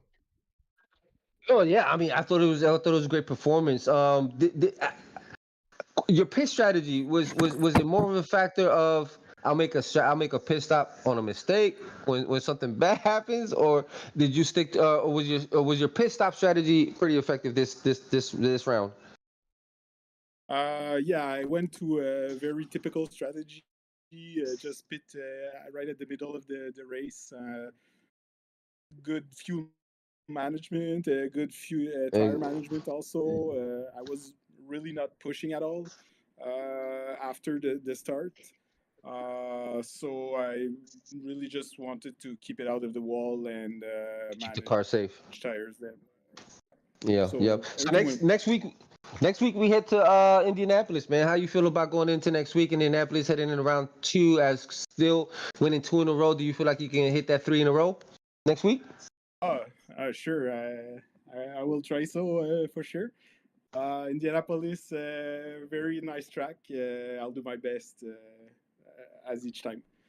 Absolutely. We never see anything less from you anyway, regardless. So I'm very excited to see that next week, Ghost. I don't know about you, but man, I'm very excited to see what that's gonna pan out next week. Well, I got to tell you, I have some of the members from GT45 gaming server that have obviously entered the IRL season here this season to try their luck on the ACC platform, and one of those drivers is Apex Guardian in the grid here. He's had a really tough start to the season. He's still getting a handle on that new Ferrari that they brought to the game, but he swears that he is winning Indy. So look out for Apex Guardian next week, Let's ladies and rock. gentlemen. Oh, JP, you heard it, JP. You heard it, JP. He's coming Nice. for you, man. But man, JP, we thank you so much for attending every week, man, and we look forward to seeing you how you're gonna do this championship this year. We know every year you're always a problem for the drivers, so we're excited to have you on board this year and on our grid, and as well as Team IRL. He's also one of our team drivers. So I think you had a race last week, didn't you? Saturday, we had a team race. So he's one of our team drivers, and we're grateful to have him on board. So. Sir, we thank you for racing. Congratulations again on this week on another podium victory, number one. And right now, you're still the current champ leader. Thanks. Thanks for the great broadcast. Thanks for the great race organization. It's been really a pleasure being here. Absolutely. Well, we definitely appreciate the great racing on track, not only from our podium finishers, JP, Johnny B, and McCrank.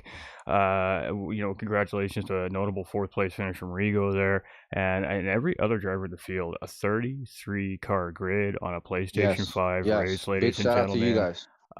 I'm ear to ear smiling. I can't get it off my face. Yeah, me You have too, no brother. idea. Like it's really incredible. I mean, the platform, ACC platform here has really opened up and broadened horizons of sim racing. Visually it looks amazing compared to the PS4 version. Physics wise, it's just such a better engine, say than it is more of our plug and play sim racing games out there. Not to poop on my platform that I'm pretty that I do most of my content on Gran Turismo, but it is nice night and day. And it goes to show, because we have 33 drivers on the grid here tonight, and this is a very difficult platform to race on. It's not plug and play. There's information you need to know.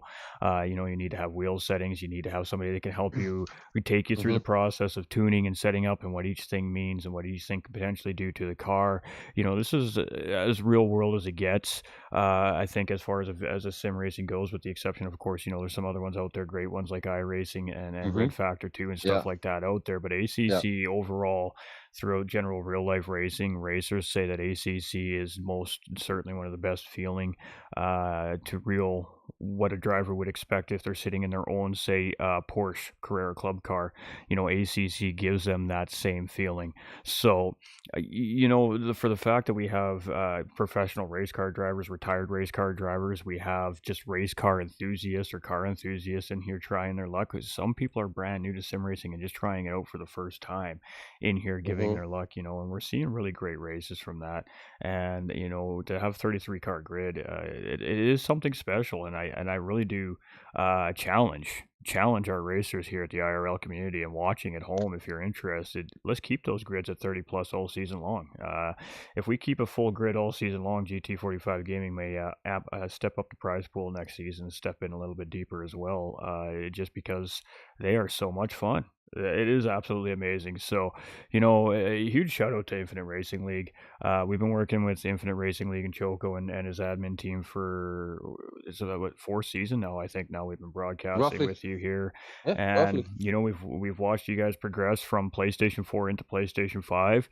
And we progressed watching from a 20 car grid to low 20s to mid 20s, and bam, this season we are stuffed. And it's amazing. So, GG's to the drivers. They put in a ton of time to prepare for these. There's a little bit more on the line here, and the drivers are thinking about that, and that is what's given them that little bit of fire and drive and desire to put that time and work in. And I mean, this platform needs time, it needs work, but there's strategy involved with it too. I mean, some of your guys' races where there's a mandatory amount of set of tires they're allowed to use throughout the week for practicing, so the drivers really need to maximize each set of tires and minimize mistakes during practice to really try and dial in. So, as an organization, seeing that growth and seeing the team growth and the community growth, I mean, I guess what's next for you guys? I mean, what are you guys looking forward to here in the next few months of sim racing at IRL? Well, we're definitely looking at we're gonna run another season here, fall part 2. We're running our EU. Like I said, now we divided our series down into divisions. So we have an American division and the EU European Union division. So those are ran separately by their own race coordinators. So they oversee those divisions and they organize and schedule everything. So we're looking, and then also with so we're gonna put in a more structured place now that we're growing and getting these big grids. We have to have some kind of structure in place and more organized structure. So we're doing those things for the league as well. We also, like you mentioned earlier, we have ACC2 coming out with the Schleff and some GT2 cars, from my understanding. So we'll be implementing that next year as well. But in the meantime, our goal is to keep our grids. We like the big grids. Yes, absolutely. We love the big grids, but we rather have the quantity on the grid over the quality. And as of right now, we're providing both to a certain degree. Of course, you're gonna have your new drivers come in, and there's gonna be incidents on the track with those new drivers. But like I always tell the guys that get discouraged because of that, especially those guys coming from GT7 to ACC, those guys sometimes feel discouraged. Well, we have guys on IRL that are GT7 right now that have probably their second race right now, maybe their second season right now with us, and have not gone back to GT7. They felt the same way coming in. Hey, I'm coming from GT7. They put that out there, of course, yeah. But we have enough guys in here that will bring you under their own wing, help you with the car setups, guide you on different things, on what needs to be done in order for you to have a successful race on our events. So we not, everybody's here to have fun. We're not gonna bash you for it. We just want you to keep racing with us. Stay on the grid, stay active. The more you race with us, the more we trust each other on the grid, the better racing we have. That's where the quality comes in. So being more active on the grid consistently, racing with each other all the time, we have that trust factor where we can go side by side, 3 wide on turns, on corners, knowing when to pull back, knowing the driver's habit, because you race with him every Sunday, every Saturday. You know how You know what he's gonna do on this turn because you race with him all the time. He knows what you're gonna do behind him. He knows he's not gonna but that's what the quality comes in on the grid. Stay active with your league, race consistently with your league. The only way you're gonna get better is the seat time. The more you do it, just like anything you do in life, the more you do it, the better you get at it. Same thing with transitioning from GT7 to ACC. And our league is steady growing, so we plan on collaborating with other leagues. We also going to be implementing some other events. Again, we have our team, our racing team, which we also put out there to compete against other teams in endurance, mainly endurance events. So the 6 hours, 8 hours, 10 hours. We have gone as far as 12 hours with a 3-driver swap. So a lot of stuff is going to be going on with the league here. Now that we're getting bigger and growing, we're going to be adding some incentives now to our jackpots. So give the drivers not only bragging rights, but things to strive for, a goal to strive for. Whether you're a beginner driver, a mid pack, or a front runner, or alien driver. We want you all to be at the same level at some point. All right. So just because you're a beginner does not mean you're going to be that way the whole way. So we also have Patreon, where we also offer benefits where you can get coaching done by MX, who is Johnny's coach. Trust me, Johnny came into the league. He was not as fast, nowhere near as fast as he is now.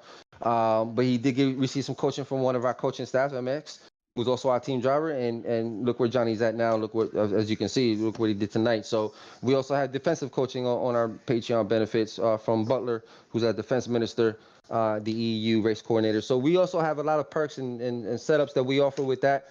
So a lot of big things going on, man. We look forward to bringing a lot of other stuff to the league later on, do some charity races, collaborating with you on some charity events where that can get broadcasted. So we have a lot of big things going on. So we welcome everybody, male, female. We would like to have more females involved in our league so we can get the females involved in racing and bring that to the female environment and let them know, hey, you guys belong too, so you guys can race. If you're passionate about race car driving, we welcome you. We listen, as long as you have permission, come on board, race with us. Male, female, we don't care. We just want you to have fun and get better and stay competitive and enjoy it. Have fun. And we all know, those of us that follow GT45 Gaming and the leagues that we run over on the Gran Turismo 7 platform, we have some awfully speedy ladies within our racing community who love to show those boys how you do it on the racetrack. So come on, ladies. Absolutely, don't be scared. Absolutely. We'd love to see you out to have here in all ACC. female. You know it's... Absolutely. Absolutely. I would love to have an all female, like a good female grid, man. Just the females compete and then team them up with the males and have I mean, we can go so far with it if we get a good group.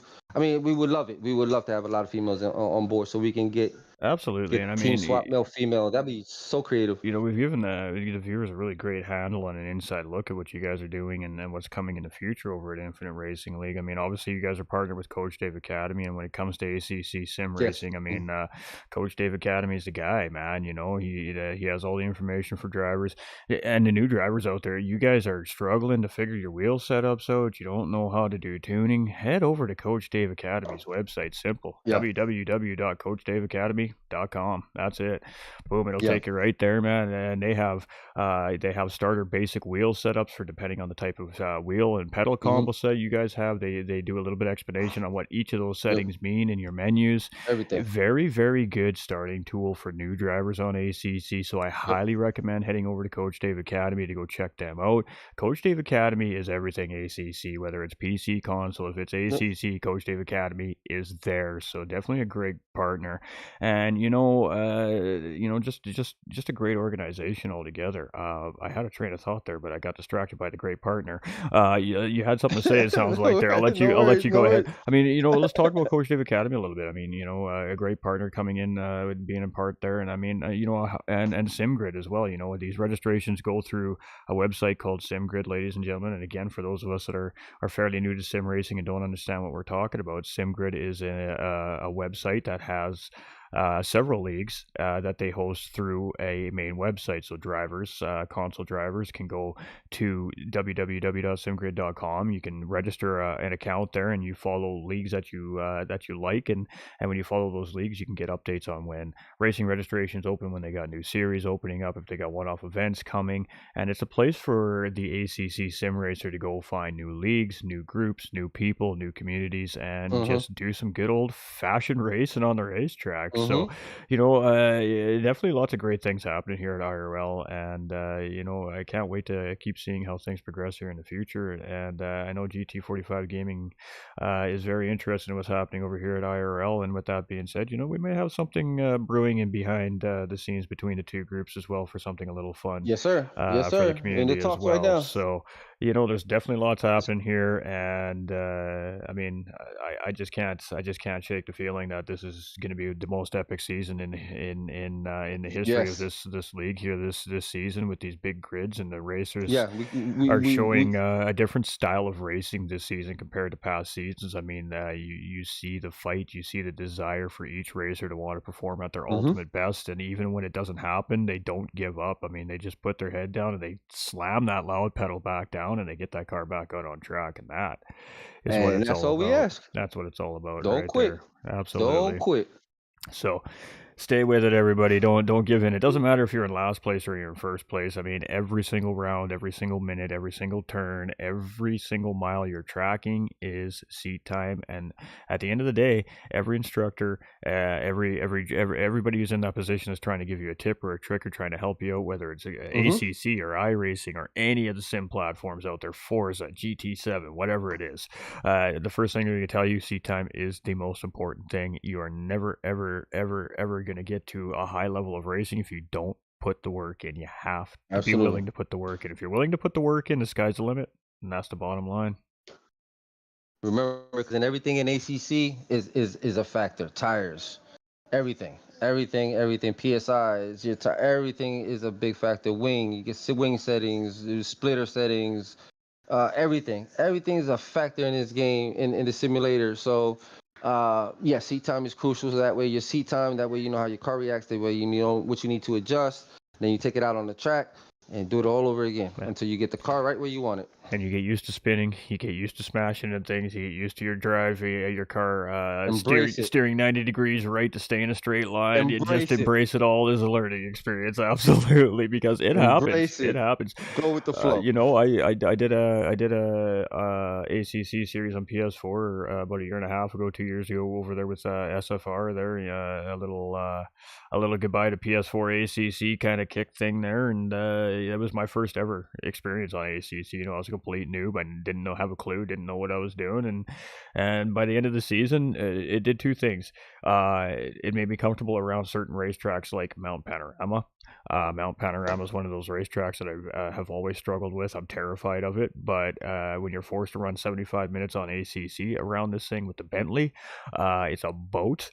You learn very quickly how to finesse a big car around a very tight racetrack. Yeah. And you know what that related to for all the GT7 drivers out there that are dabbling right now? It gained me a second and a half of ultimate pace on GT7 around that racetrack, because the proper braking and the proper turn-in points on ACC that you're forced to take, and the proper gearing of the car that you're forced to use in ACC, it just naturally relates in that muscle memory all of a sudden going into GT7, and you can't help but I got to try the ACC lines out real quick. And then you come across that start finish line, and it's like, okay, I totally just learned something from ACC. So ACC has more benefits than we realize, especially for some of us that are coming from different style of sim racing platforms. And I really do encourage the GT7 drivers from my community to at least try and dabble a little bit in ACC and just come check it out, whether it even is just solo player part of the game, because what this game can teach you in real driving physics will relate to an amazing amount of pace on GT7, believe it or not, ladies and gentlemen. I believe so, yeah. So remember that. Remember that GT7 community out there. For those of you that are fighting and battling right here, right now in this great league at Infinite Racing League, and having your struggles and feeling the frustrations and the anxieties, don't, because at the end of the season, you're going to learn so much more than you've even ever realized. And when you go back to your platform to go and do your thing over on GT7, you're going to find immediate pace, and I promise it. So hang in there, tough it out, and just ask for help, man. Just ask for help. That's all you guys got to do. That's it. So that's it. Discord is how all the action happens here for IRL, ladies and gentlemen. Everything, the heart and the soul, of course, of league racing, when it comes to any kind of league racing, really is Discord servers. That's where the magic happens. And of course, you do need to be registered on SimGrid as well for these events. So if you're registered on SimGrid, don't hesitate. Those signups go usually around Tuesday, Wednesday of the week, I think, officially, Choco? Yeah, we're trying to get, like I said, the race coordinators are now taking over the division, so they'll be posting those probably Sundays will probably be once the IRs get cleared out, then we'll go ahead and post the sim grids and all that. So the race coordinators wait till the IRs get handled, and then we'll go ahead and post, because then that way we'll start the server as well for practice. So there we go. So there, you give it a good 48, 72 hours, but definitely be keeping your eye on it, drivers, because it is kind of a first come first More serve. than 2 You days. need to be one of those first ones signed up in SimGrid, and then you also have to use that race check-in as well in the IRL Discord server. It's a double verification process to make sure the serious drivers get their guaranteed spot on the grid, because with these huge grids, it's not guaranteed that you can get a spot from week to week either. So don't hesitate. Keep an eye on the socials, keep an eye on the servers.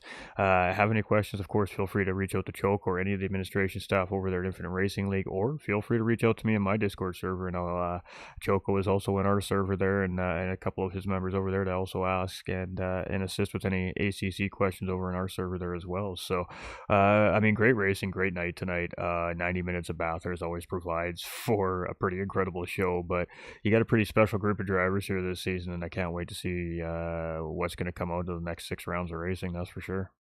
Man, I'm excited for next week, man. I'm excited. So I'll let you know if I'm in the booth next week, unless the viewers want me in the booth. If not, I'll be on the track.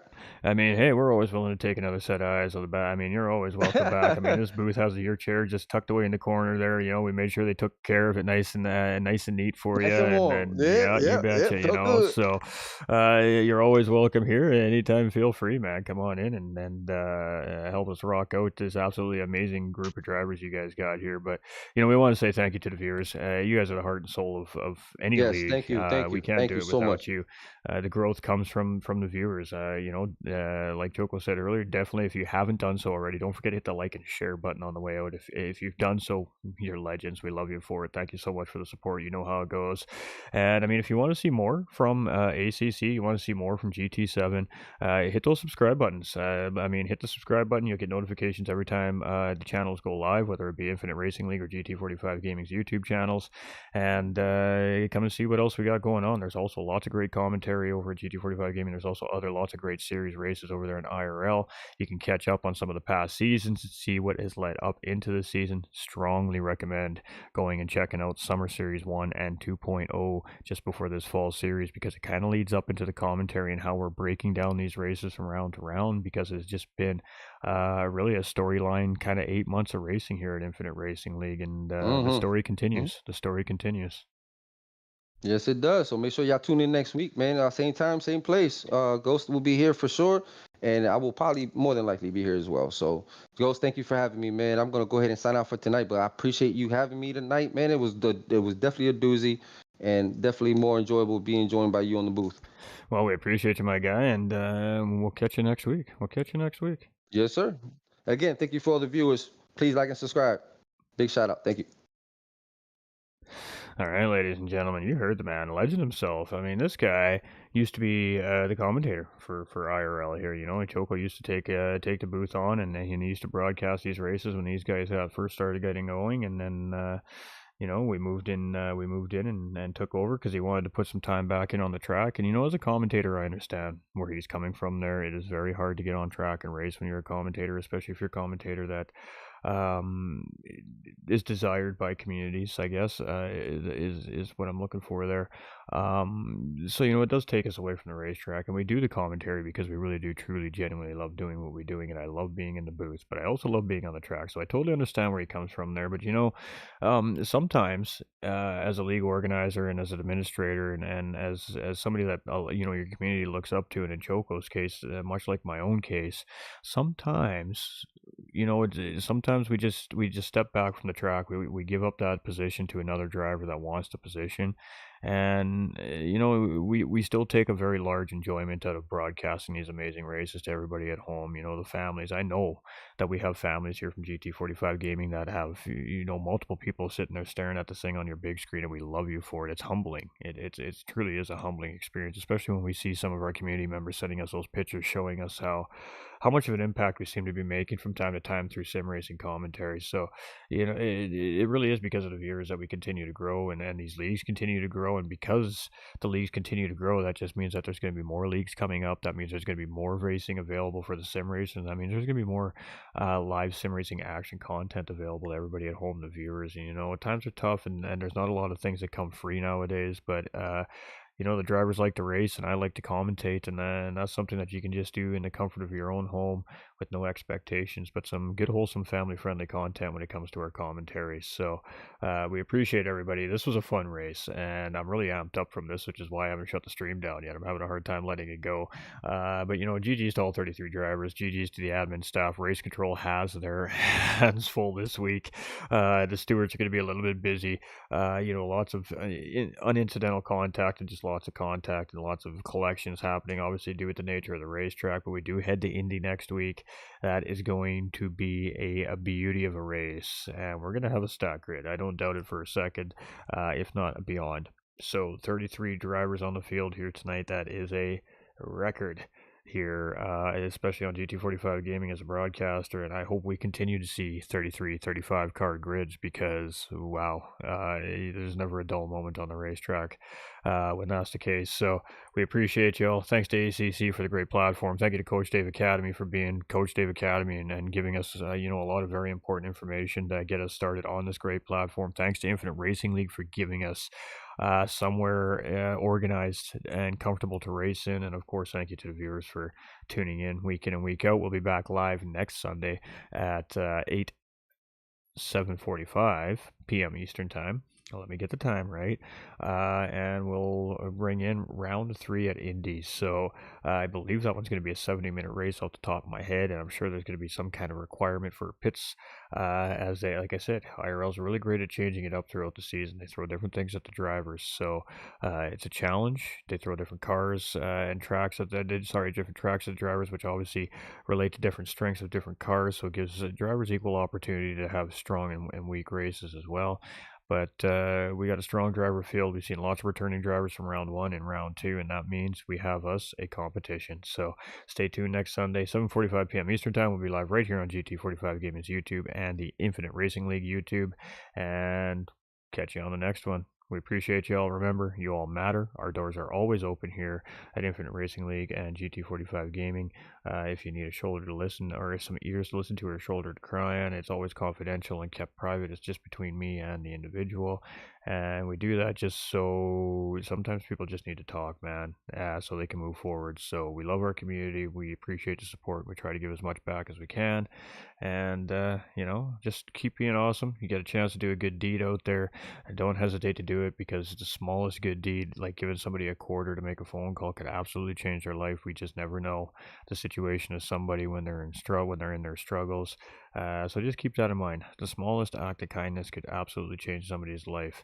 And you just don't know. So don't shy away. Be a good person out there, and the more good people in the world, and the more good deeds we keep doing, the more paying it forward that keeps happening. If we start the trend and we keep pushing the trend, we can change the world one sim race at a time, one league race at a time, one broadcast at a time. GT45 Gaming signing off for the night. We love you all, and we'll see you all soon.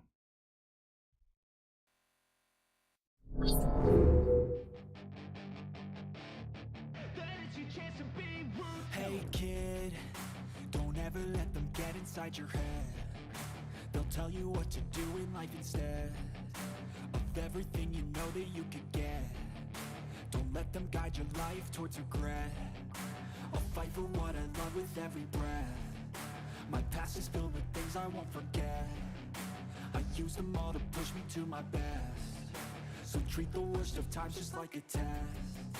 If only I could go back in time, I'd tell myself that everything will end up alright. Just push yourself, test yourself, figure out what you like, and find your limits, don't be rigid, always work towards a prime. Surround yourself with open minds, people can change your life. A few friends with intent can help you feel alive. Find a passion, take some action, and with a little time, just be patient, make a statement, try to enjoy your life.